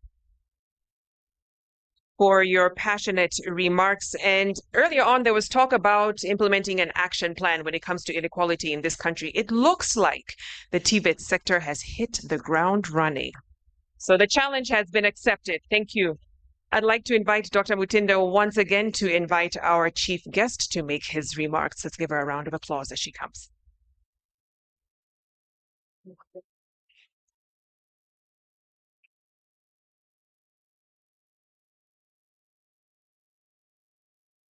Thank you very much to the speakers.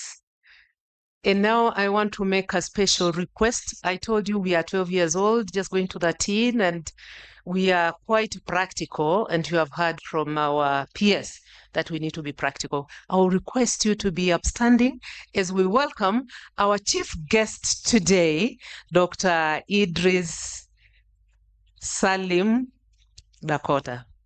He is representing the Deputy President of this country.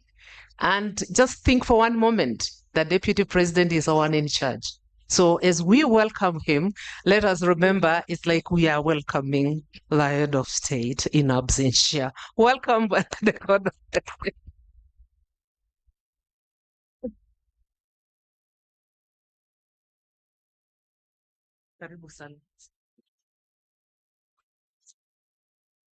Let's be seated.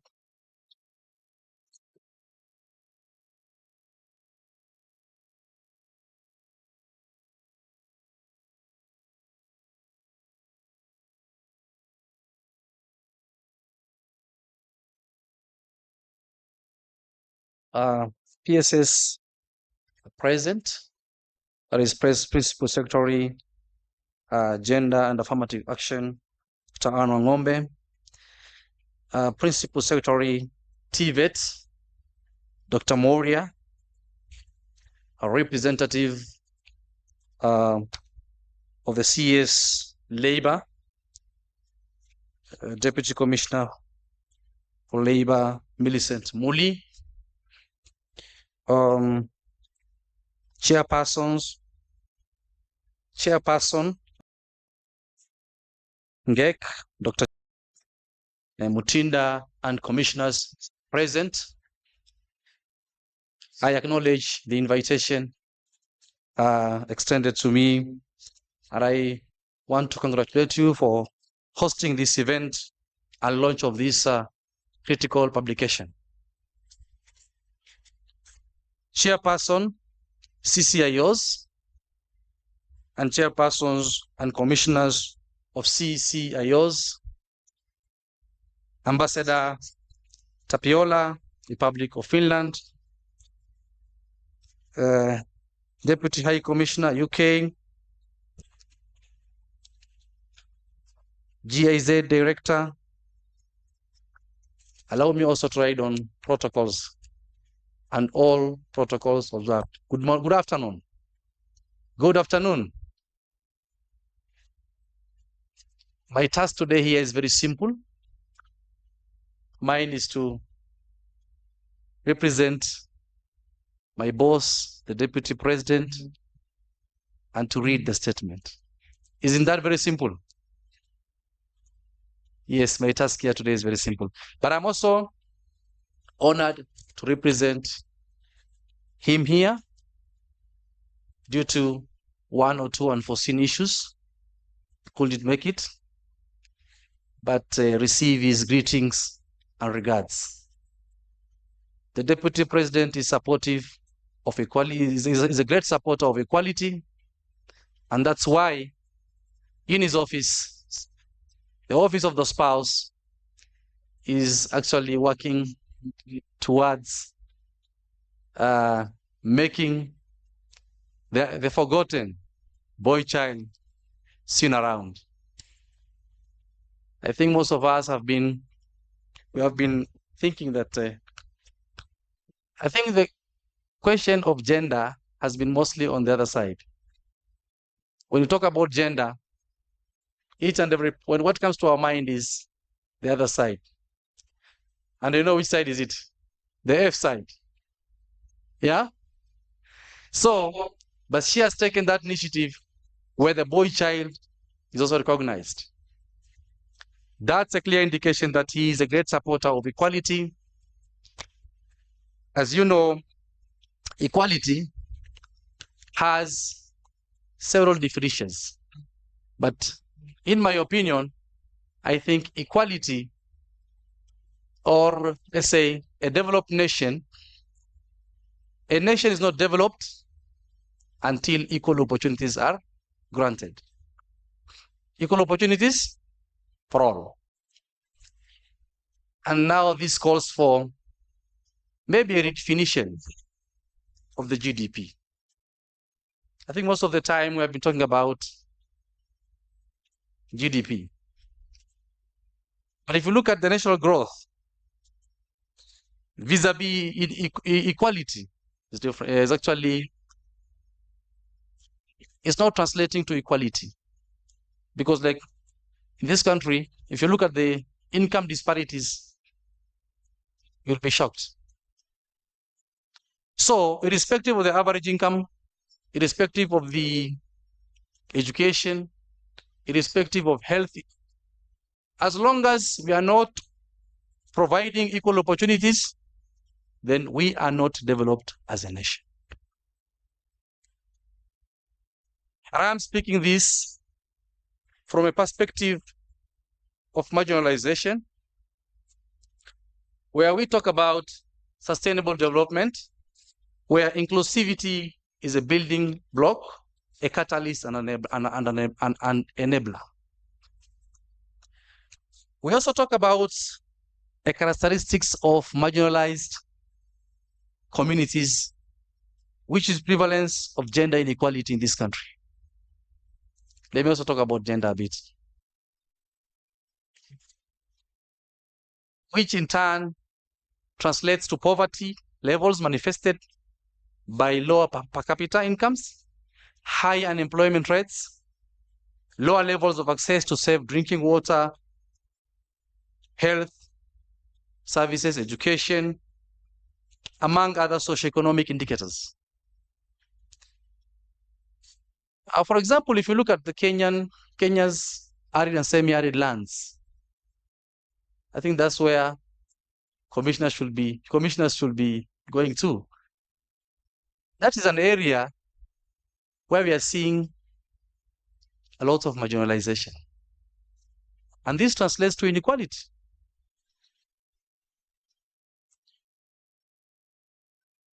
This, in respect to inclusive development, these areas have the lowest development indicators.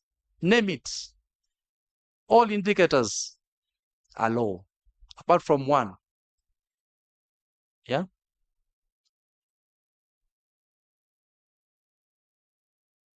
If you look at the GDP coefficient, the human index, in development index, low literacy rates, high mortality rates, among others, everything in that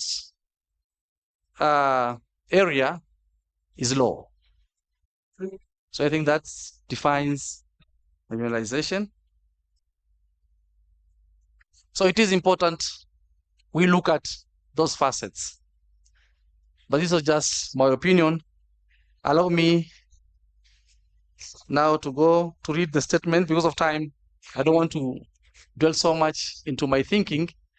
So allow me to just go through the speech of the Deputy President and read as follows.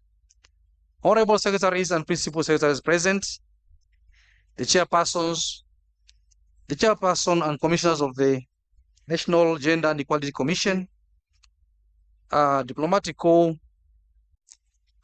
all protocols observed, ladies and gentlemen. I am delighted to join you in this auspicious occasion organized by the National Gender and Equality Commission. We gather here to launch various publications prepared by the Commission on a critical matter that is clear to Kenya Kwanza government, the matter of gender equality and social inclusion. Gender and social inequality are often key factors in the persistence of poverty. Societies with substantive wealth and income disparities, inequality of opportunity, treatment and responsibility, and political inequality suffer high extreme poverty rates. The consequences of gender inequalities and exclusion include feminization of poverty, increased people's vulnerability, gender pay gaps, mental ill health, high rates of unpaid work. Higher rates of unpaid work are not only grave but also costly to reverse. It is for this reason that in September 2015, Kenya joined other 190 United Nations member states in approving a 15-year commitment to ending all forms of poverty, fight inequalities, and tackle climate change, while ensuring that no one is left behind. At the same time, the international community established systems for measuring and monitoring progress towards the realization of these goals. In this occasion, we focus on one hand the diagnosis of inequalities in Kenya as contained in the Sustainable Development Goals number 5 and number 10. And on the other hand, I note that the Commission has prepared reports that provide solutions to some of the key outcomes from the diagnostic study. For example, solutions in regard to number 1, addressing gender inequalities in technical, vocational, education and training sector. Number 2, strategies for inclusion of minority and marginalized groups to international development. 3, accelerating gender mainstreaming in the public sector. Today, I'm pleased to launch some of your products that objectively tells us about the status and levels of inequality in Kenya. Different forms of inequality that our country is grappling with, how such inequalities are distributed by sectors, and who is the most affected by these inequalities. The government of Kenya is open to accountability and feedback, and your assessments are valuable to shaping our policy choices, resource allocation, distribution of programs and interventions, and our investment priorities. In September 2022, the Kenyan government got into a special contract to promote change and sustainable development for the people of Kenya. This contract is premised on the bottom-up economic transformation agenda with a clear, well-calculated 5-year plan and strategy of reducing inequalities among the bottom mass of the population.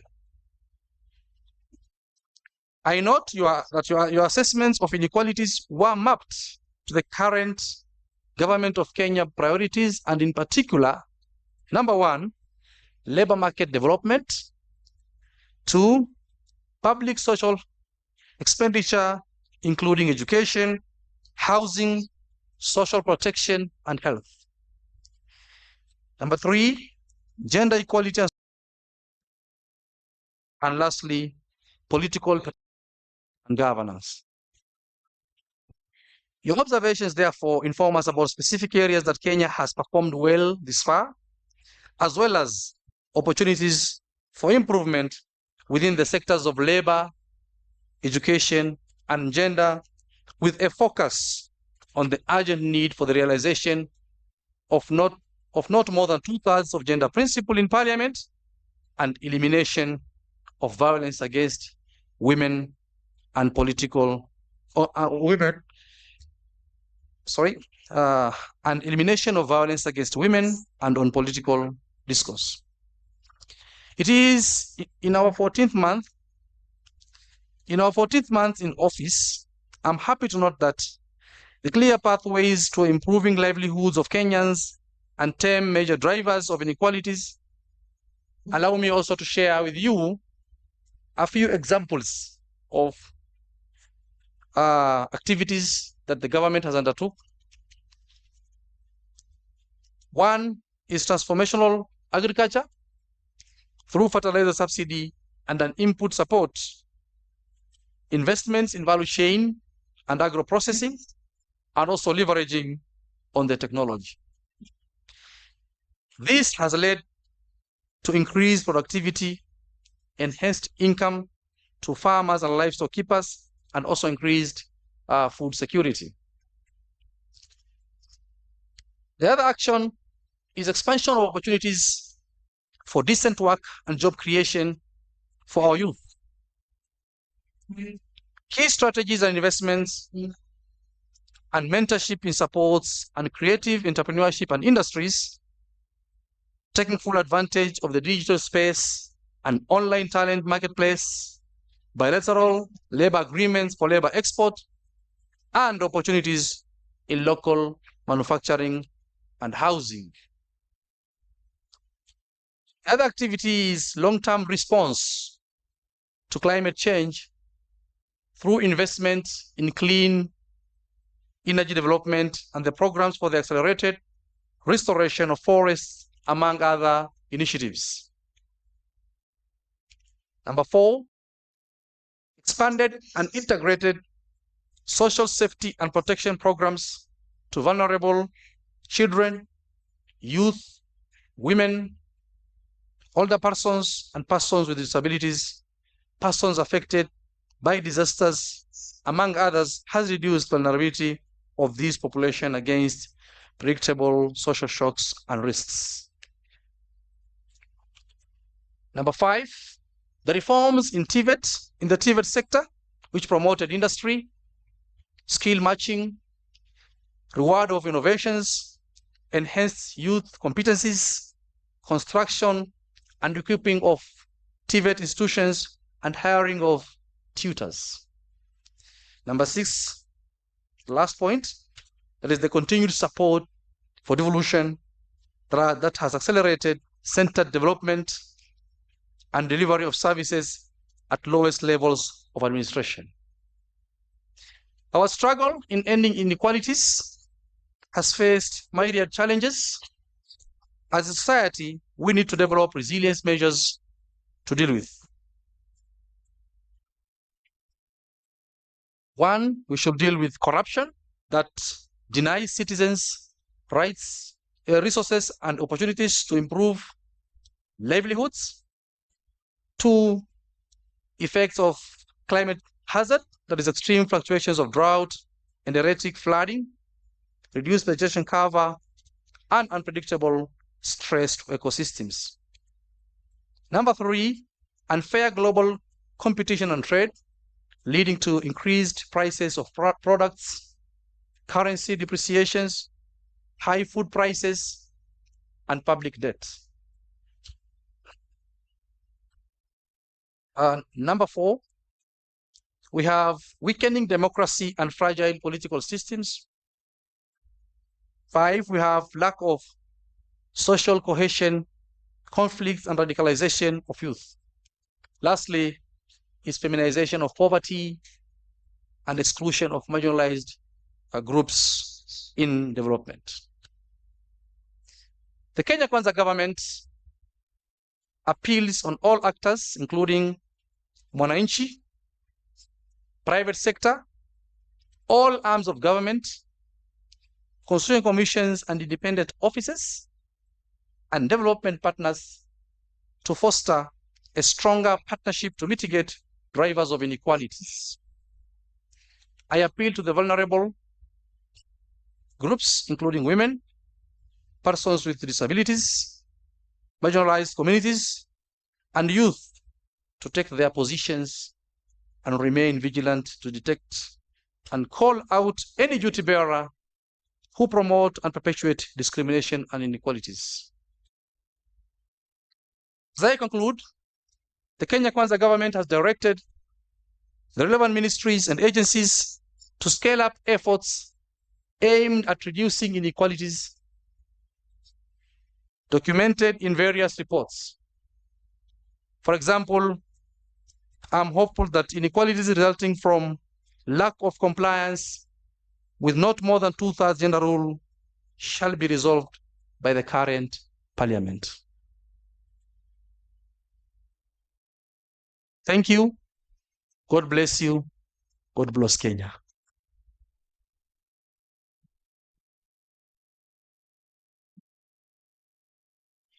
I think the speech is very clear. It has shown the commitment that the government is ready to tackle the inequality problem in this country. And Parliament will be the anchor point now, as our Commissioner Chair has stated, that we will use Parliament to make sure that the last bit of inequality in this country is sorted. So with this many remarks, I want to say thank you so much for having it with me here and all of us, and may God bless you. Thank you very much. One more round of applause for our chief guest. I hope I'm audible here.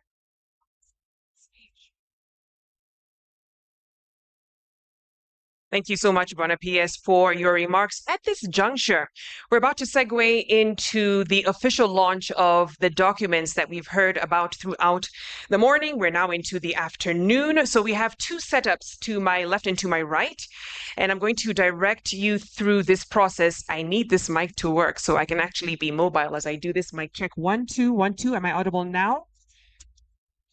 Can we do that again? Yes, slightly. Okay, fantastic. So I'd like to call on our chief guest to join me here, stage right, as we officially launch the first report, Dr. Dakota, as well as the NGEC chair, CEO as well. some of our other key guests also with us, come and join us as well. Your Excellency, Ambassador Tapiola, kindly join us, as well as the Deputy High Commissioner, Your Excellency Stubblefield, as well as the GIZ Country Director, Mr. Imik. Kindly make your way up as we commemorate this occasion. We have the commissioners from NGEC as well join us. Stage right, fantastic. I hope we can all fit here. Wonderful. As well as our PSs, Dr. Wangombe and Dr. Moria, kindly join us as well. Thank you. Are we all in shot? That is much better. Thank you. Wonderful. So this first report we are launching is the 2023 Inequality Diagnostics. We talked about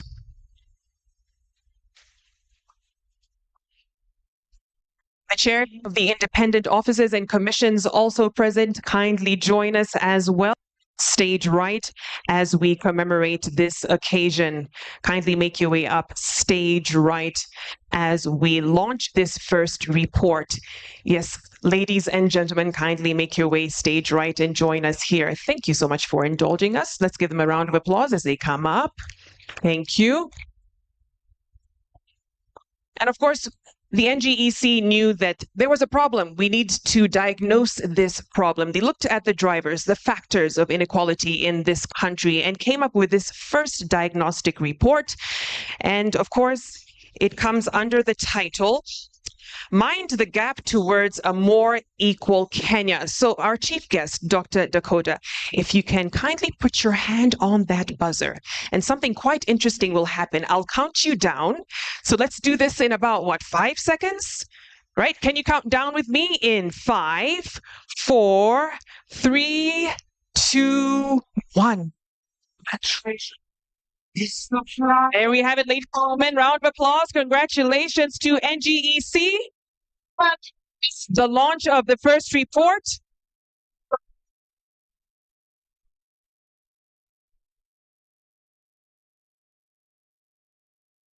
And of course,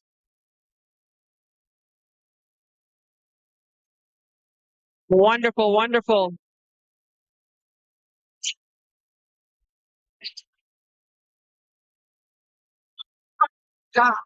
Fantastic, fantastic. So a kind request, we have a brief, if we can have our chief guest and the NGEC chair to stand alongside the booklet as we get the first photo up. So we have the booklet right in the middle of you two. If we can create just a bit of space, our key guests, and have the chief guest and the NGEC chair as we capture this moment. Photographers, are we happy with those angles? I know you're not happy with that. Okay. All right, let's get the chief guest and the chair a bit closer to the booklet. Wonderful, wonderful. There we go. Is there? Wonderful. All smiles as we capture this moment. Fantastic. And let us also be joined by the CEO and commissioners as well. Thank you. As we arrange ourselves around the booklet. Thank you, thank you. Are we all in the shot? Fantastic. All smiles. And of course, our other key guests present. Thank you so much, ladies and gentlemen, for indulging us for this moment. Photographers, are we happy with that? You know, we can't do every single shot and angle. Shall we move to this side of the, ladies and gentlemen, our chief guest? We're going to launch our second report. This now is the model policy. So we moved from the problem. Now we're moving to the solution. Okay? So we can call this the treatment bay, if you will. So we found out what the problem was. Now we're going to deal with what it is. Our chief guest, if you can join us here, Dr. as the chair as well. And our key guests, it's going to be the same of the stage. Wonderful. Our key guests. Oh, thank you. Wonderful. Are we all in shot? Okay, can we do this again? Let's do our 5-second countdown. Chief guest, your hand is ready. Wonderful. In 5, 4, 3, 2, 1. is to fly. All I want so much. My dream is to fly. All I want so high.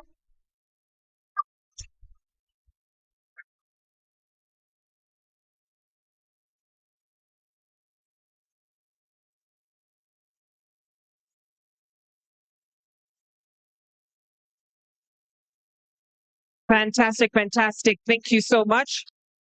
Once again, let's get that photograph with our chief guest and the NGEC chair right next to the booklet. And just to give you some information on what this document has, it serves as the TVET sector guide, provides the sector with a prototype or model policy framework for mainstreaming principles of gender equality and inclusion in the TVET sector. Fantastic. Can we get also our commissioners as well in the photo? Dr. Moria, Dr. Wangombe, thank you very much. And the commissioners as well. Wonderful. I know it's a tight squeeze. Can we be all smiles as we capture this moment? Congratulations again to the NGEC and key stakeholders who have been instrumental in making this. Thank you once again. And our last stop, I promise, ladies and gentlemen, up on stage, if we can come up on stage. Thank you. And we're going to hand over the booklet to our chief guest.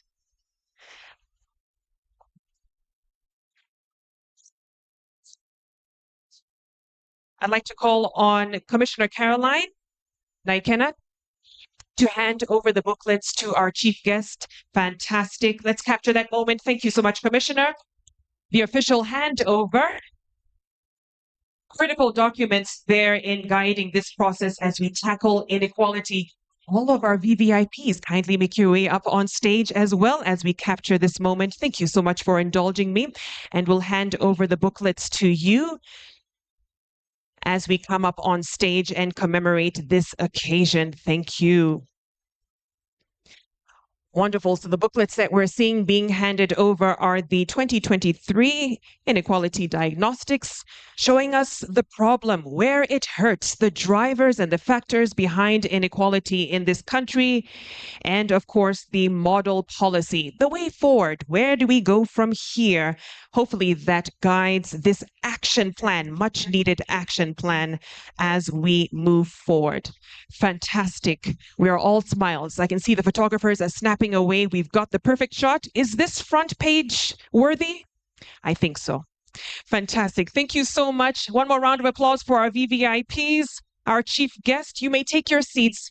Thank you so much for indulging us for this commemoration, and a job well done once again to NGEC.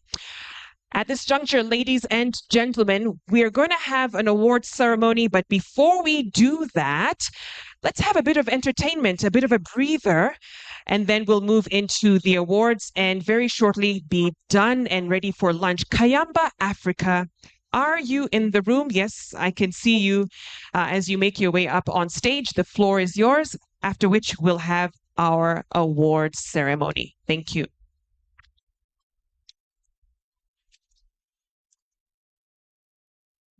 Thank you.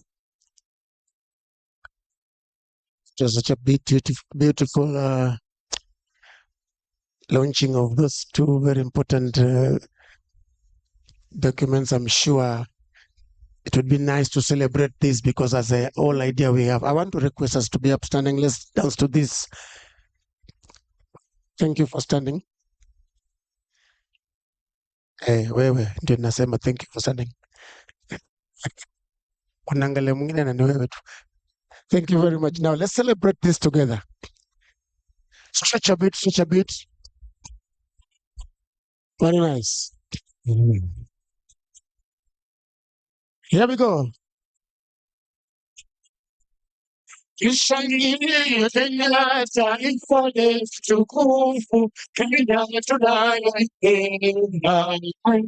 Ishangilie tena taifa letu tukufu, Kenya tunayoipenda.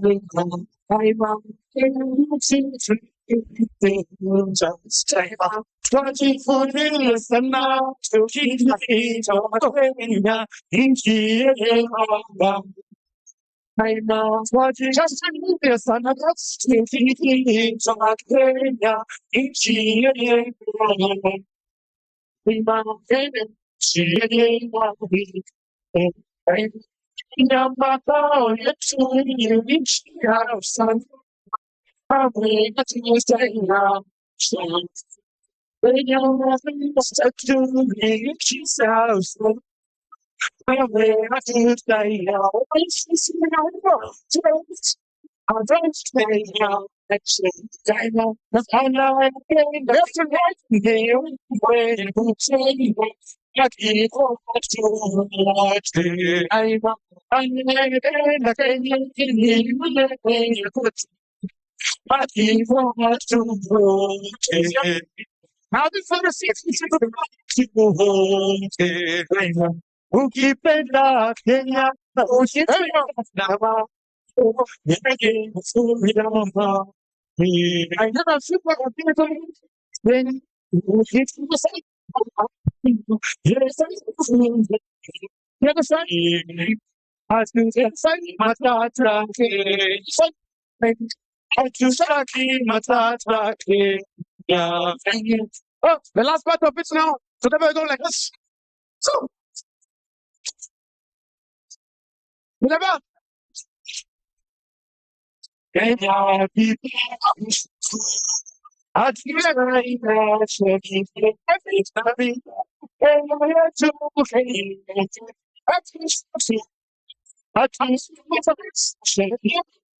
the right, to the right, it is the fight to yes, I go inside the flies, I try to see my own.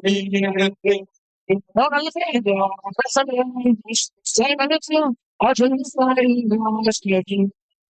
But I don't know where to get things it's true. So I keep trying now, something. Thank you very much.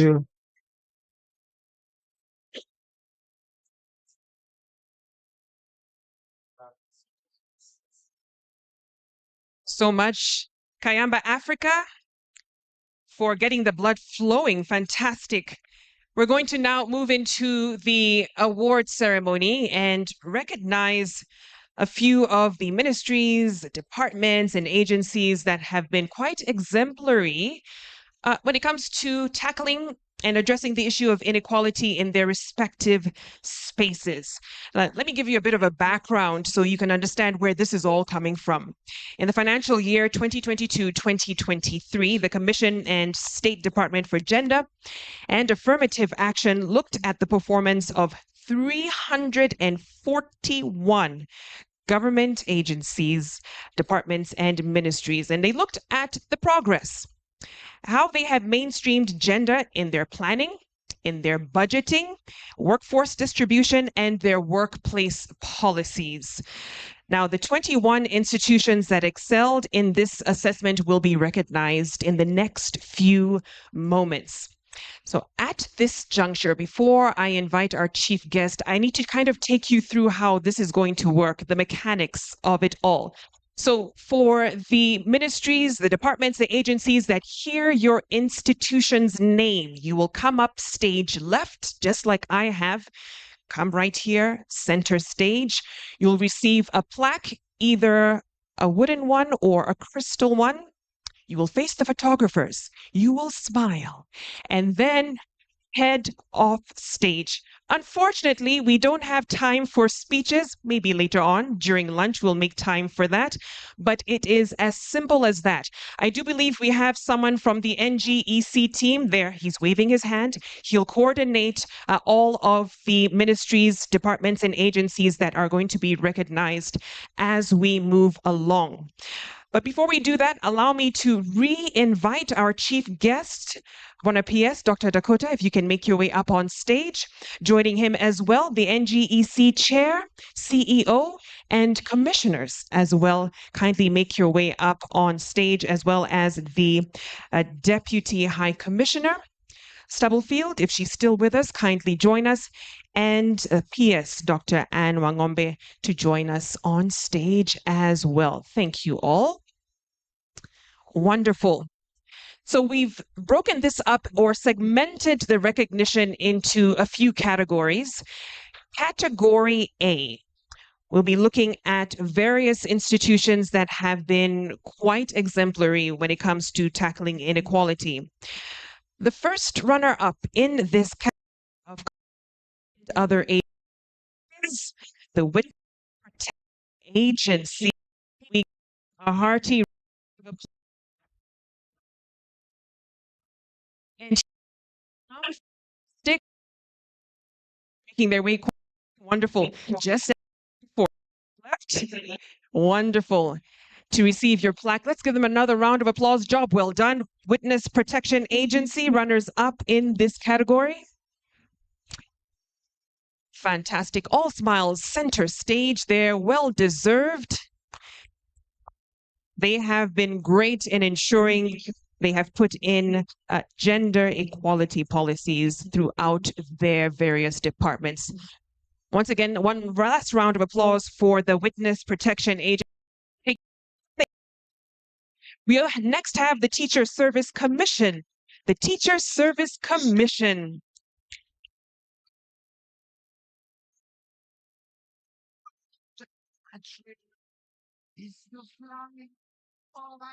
Congratulations once again to TSC for their excellent work in this area of tackling inequality in their institution. Let's give them one more round of applause. That is no small feat.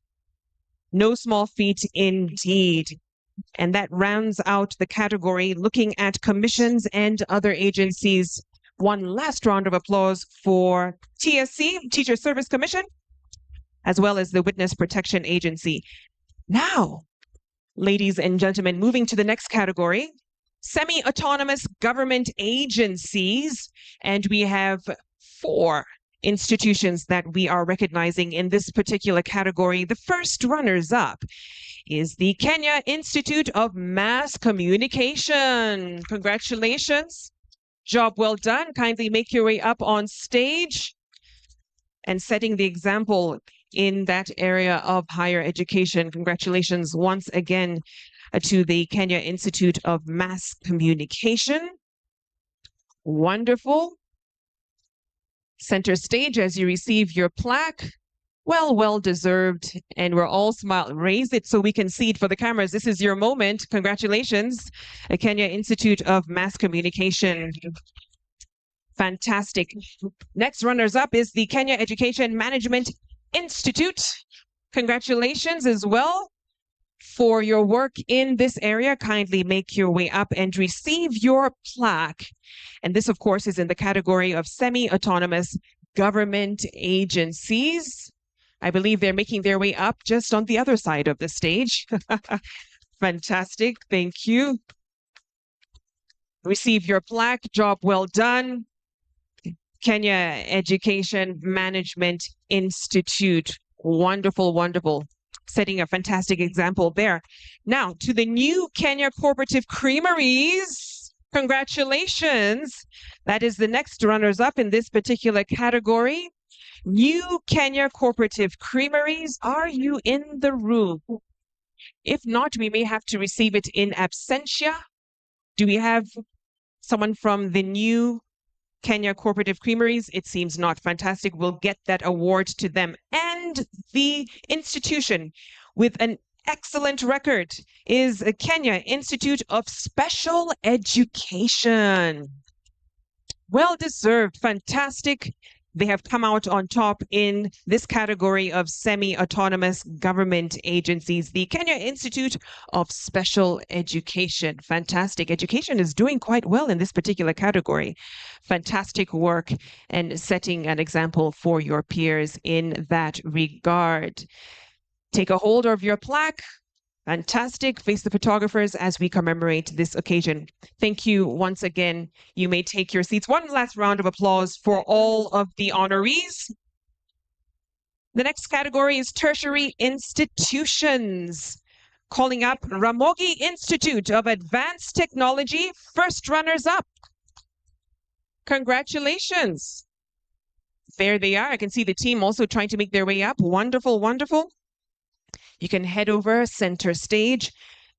This is tertiary institutions who have shown a proven record in implementing mainstreaming gender in their planning, in their budgeting, in their workforce distribution. Congratulations.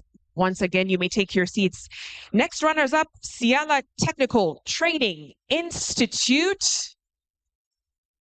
Ciala Technical Training Institute. Oh, I can see them coming quite quickly. Come and receive your award. Congratulations, job well done in showing a fantastic example to your peers. Wonderful. And last but not least, the one institution showing an exemplary, excellent record in the tertiary segment is St. Paul's Kibabi Diploma Teachers Training College. Yep, that ululation is well deserved. They have done fantastic in this area. Wonderful, wonderful.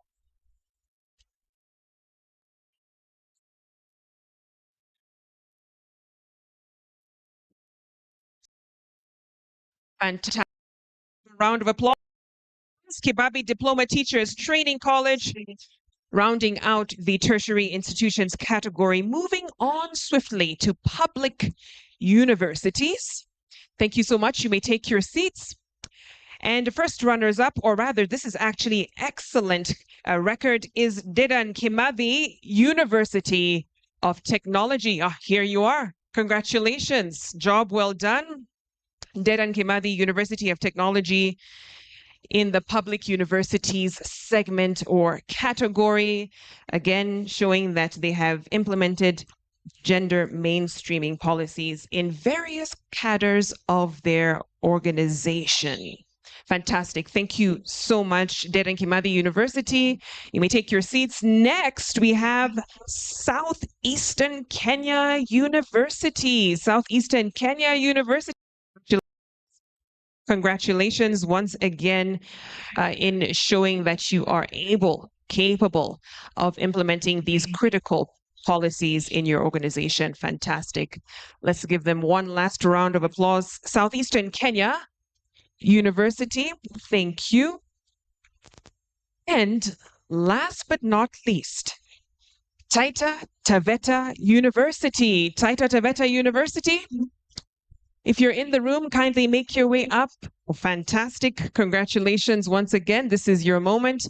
A beautiful crystal plaque there to commemorate the hard work and effort when it comes to implementing gender mainstreaming policies in your organization.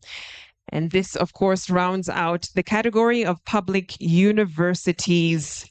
Thank you so much.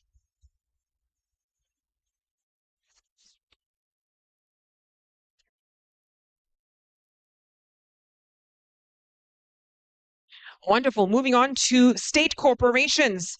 First runners up is the National Council of Persons with Disabilities. Let's give them a handy round of applause. Our chief guest and CEO and chairman, thank you so much, chairperson, as we hand over the plaque to Mr. Harun Hassan, executive director of the National Council for Persons with Disabilities. Well deserved, well deserved. And this, of course, in the category of state corporations. Fantastic. Great example that you are setting there. Congratulations indeed, indeed. Next organization is the Kenya Blind. The Kenya Blind. I hope that you are in. Fantastic. Do we have a representative come? Wonderful. Kindly make your way up on stage to receive your plaque. This is the Kenya Institute for. Thank you so much for your work in this area and ensuring that equality is quashed in your organization. This once again within the category of state corporations. Thank you. Next, we have the National Transport and Safety Authority, NTSA. NTSA, the moment is yours. Kindly make your way up. Congratulations. There you are. Wonderful. First runners up in this category of state corporations. They have fit the criteria in terms of what they've done to ensure inequality is no more within their organization. Thank you once again. Now moving to the excellent record, Kenya Roads Board. Kenya Roads Board. Kenya, or are they on the road maybe? Okay. Some of you will get that one tomorrow. They're coming. Fantastic. There they are. Congratulations. Let's give them a round of applause. Congratulations once again. This, of course, excellent record among state corporations.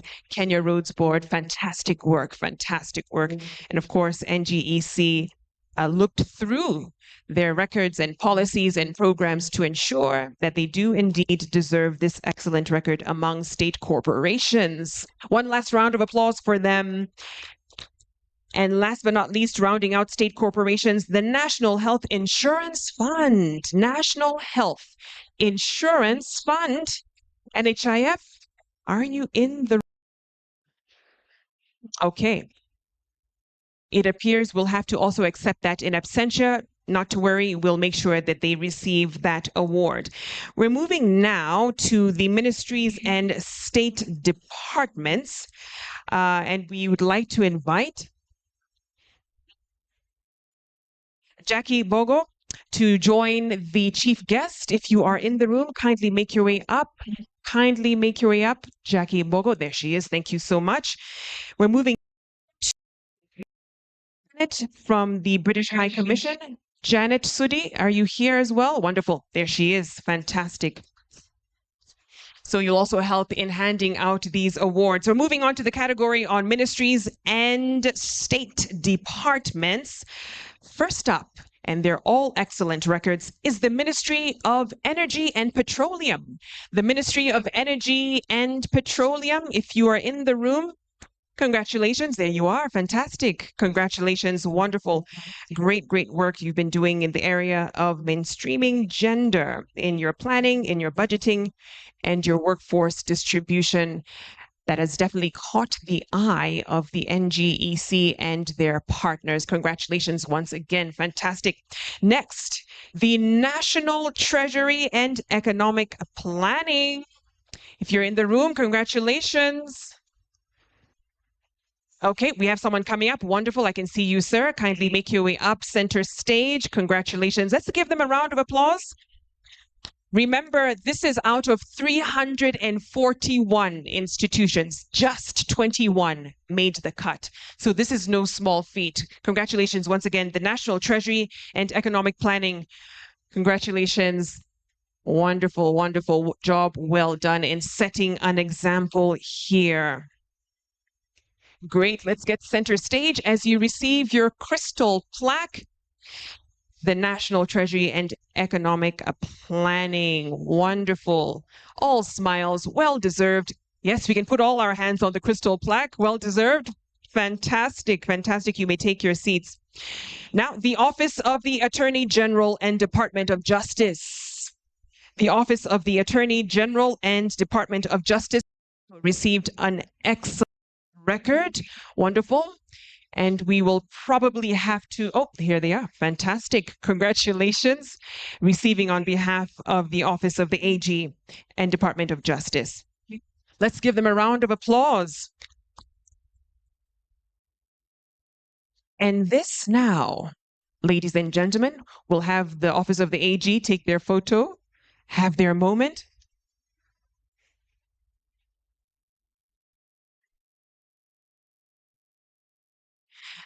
Members of the Diplomatic Corps, Ambassador Tapiola, GIZ Country Director, kindly make your way up on stage, and other members of the Diplomatic Corps present, kindly join us on stage. This is the final honoree for this afternoon before we close out the program that we'd like to honor in this institution, quite high profile, that has been recognized for mainstreaming gender policies.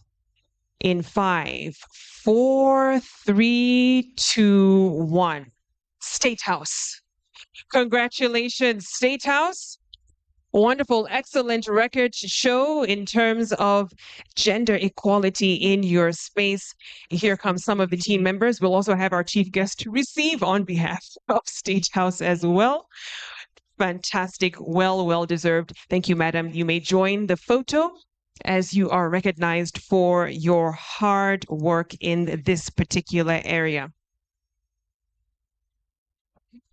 Do we have a drum roll? We need some celebration and excitement beyond the hand claps are fantastic, but it'll be fantastic to have also Kayamba Africa to commemorate this occasion as well. One last round of applause for all of the honorees, all 21 in all of the categories. Thank you so much to our chief guest, our key guests. You may take your seats. Thank you so much for your indulgence this afternoon. Wonderful, ladies and gentlemen, and with a few minutes to spare to 1 p.m. This is good. We've made up good time. We are about to move a vote of thanks. And I'd like to call up or back on stage Commissioner Thomas Collier from the NGEC to move a vote of thanks as we close out this occasion. Let's give him a round of applause.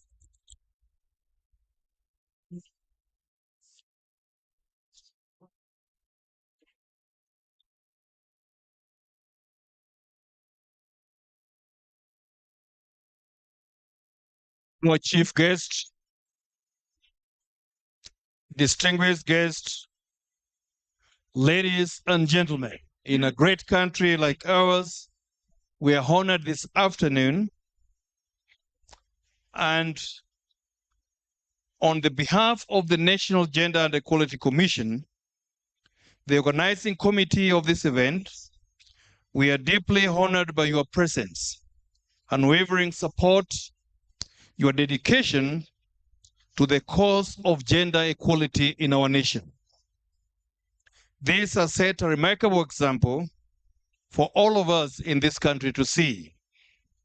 We express our sincere appreciation for your leadership in joining us to serve our nation. We are grateful for your invaluable contribution, your continued commitment to creating an inclusive society in our country. To our honorable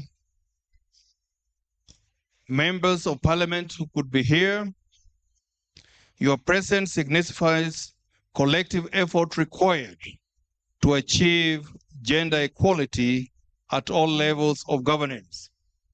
Our chief guest said this, and I will repeat. We are honored to have a government and a parliament that is keen to see the realization of 2/3. We are hoping, as our chief guest has said, on behalf of His Excellency, the Deputy President, and for us as NGC, we'll be grateful for the support to realize this, because that brings equality. We have special thanks to the ambassadors, the heads of missions, representatives of the UN agencies, our development partners. We thank you for your support and commitment to fostering international collaboration in promoting gender equality. To honorable principal secretaries, the chairpersons of constitutional commissions, the director generals, state and non-state actors, other members,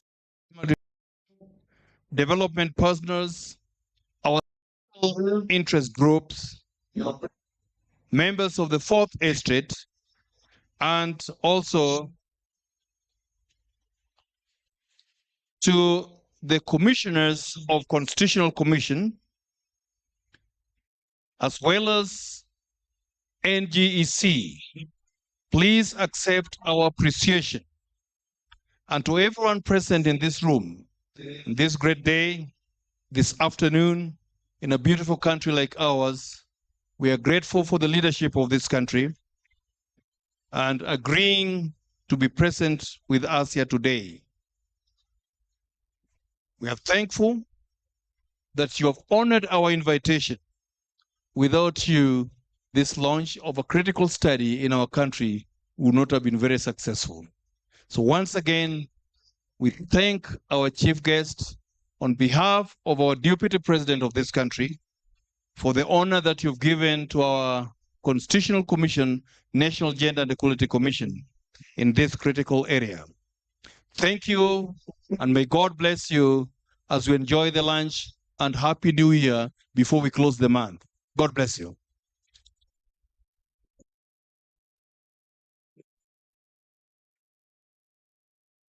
Thank you very much, Commissioner Koyer, for moving a vote of thanks. At this juncture, ladies and gentlemen, I request that we be upstanding as we observe the national anthem once again to close out this state function. Kayamba Africa will lead us. Thank you.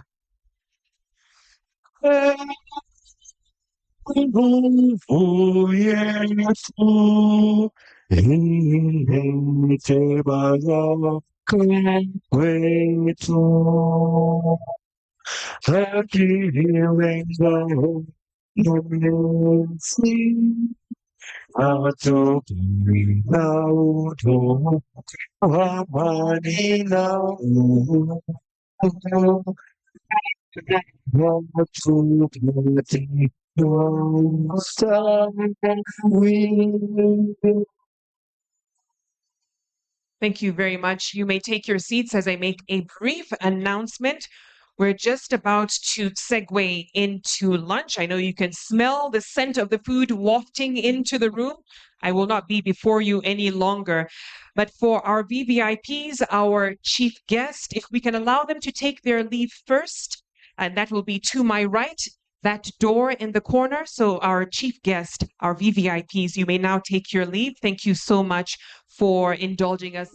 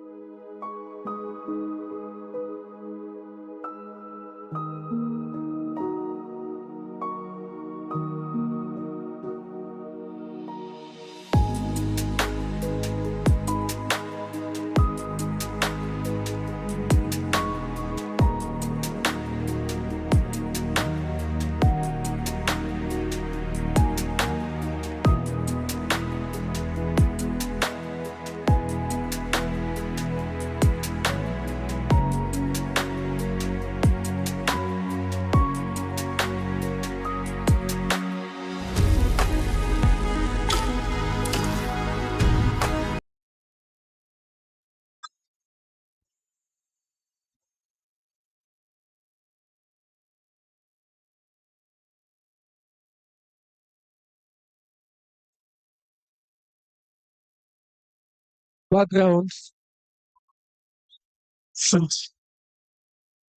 Thank you very much. Thank you.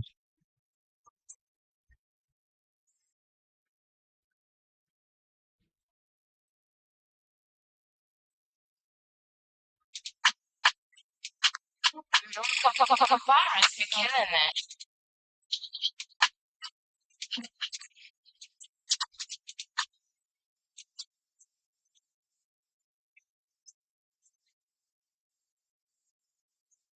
Choose your tracks today.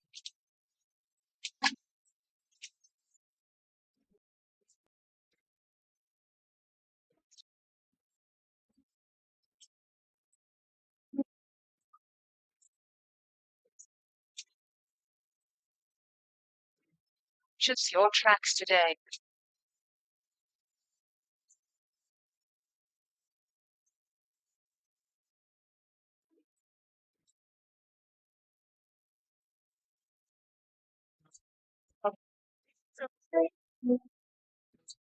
Choose your tracks today.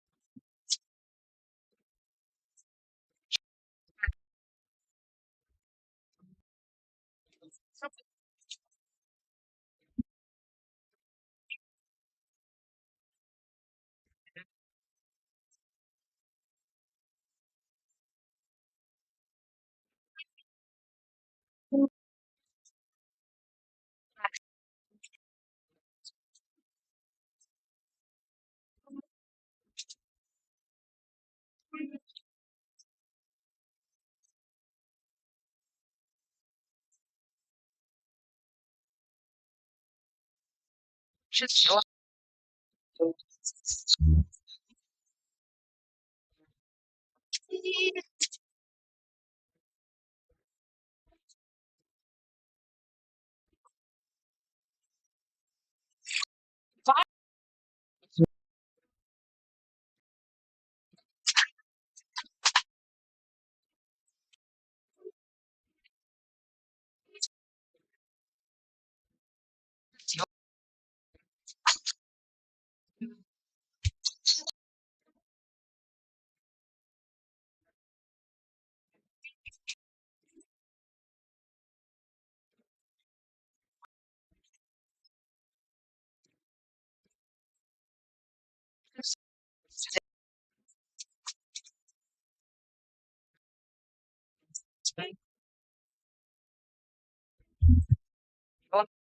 day.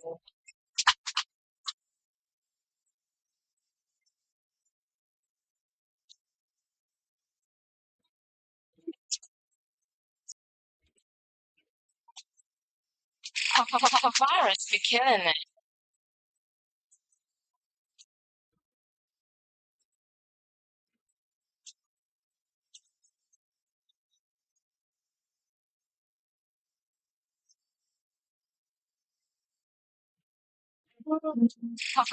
Virus be killing it.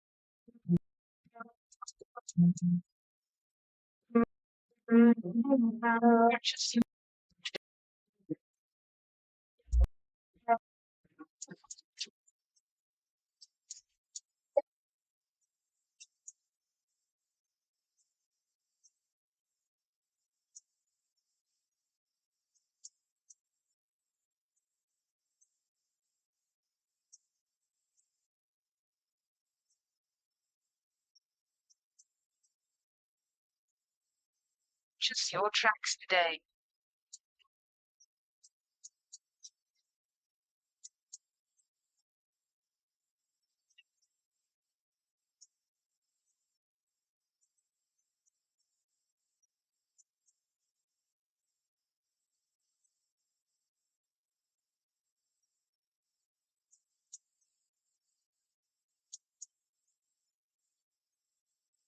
Choose your tracks today.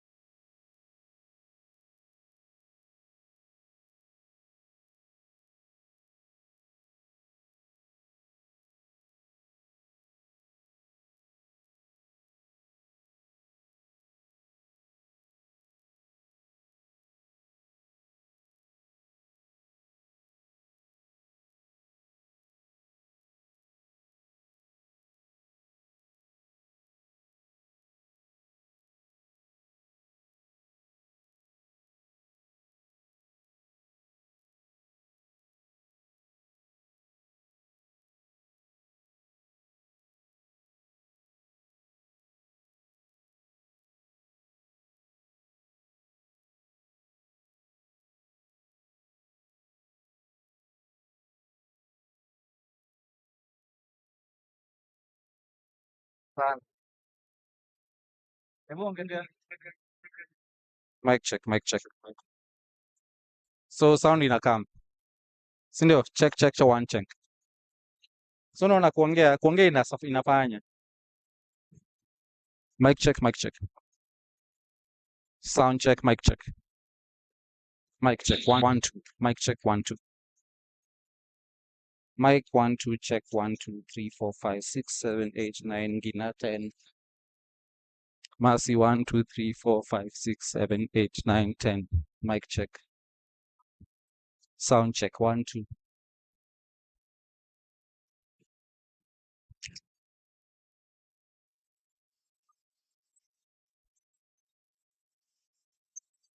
Just your tracks today.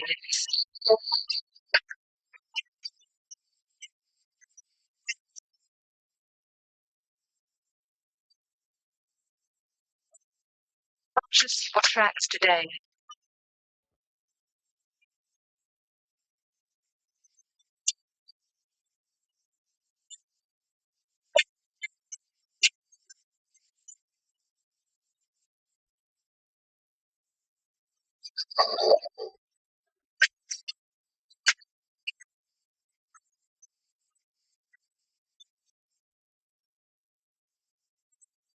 Just your tracks today.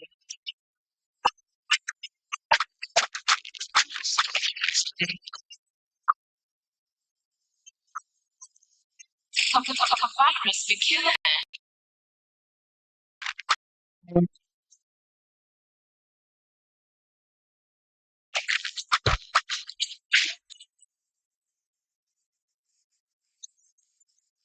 Just your tracks today.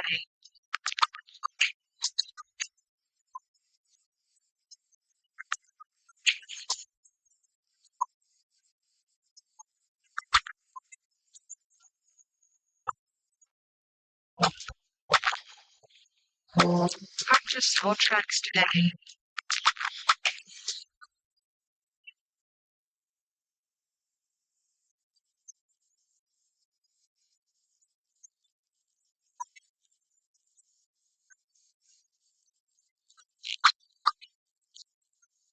Just your tracks today.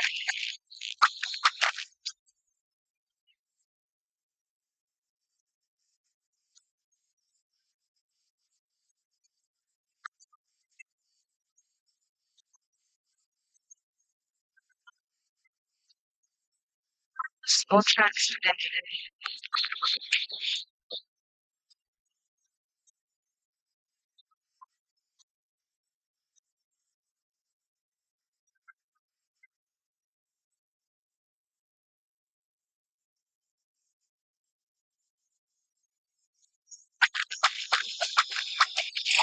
Virus secure.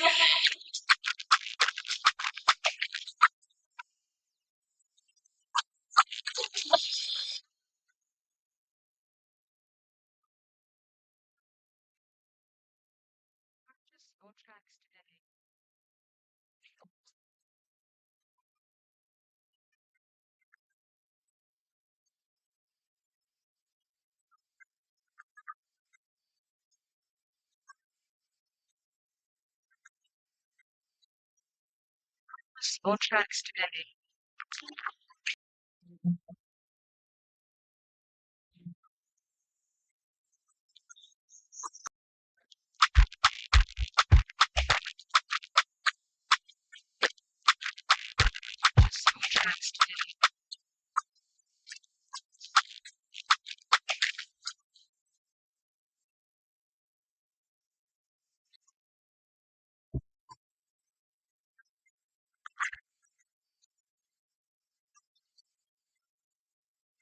Just your tracks today. Just your tracks today.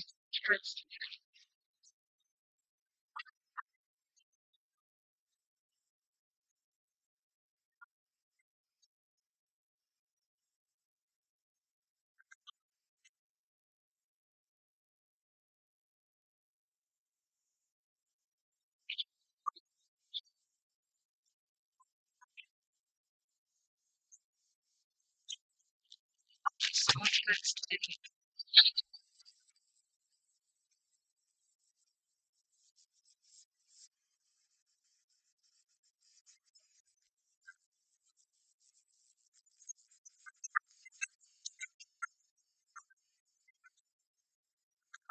your tracks today.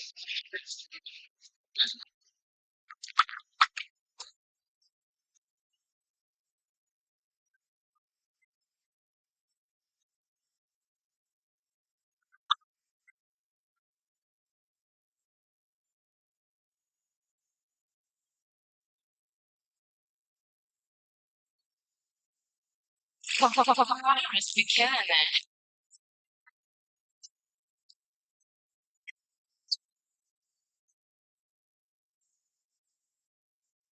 Just your tracks today.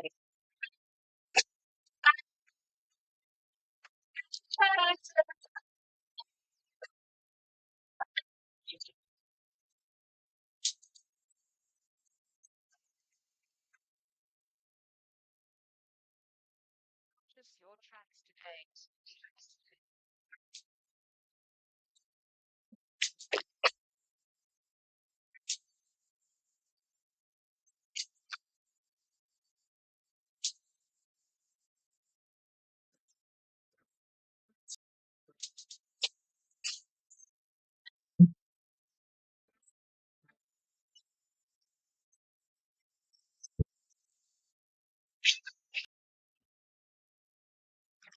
Tracks today.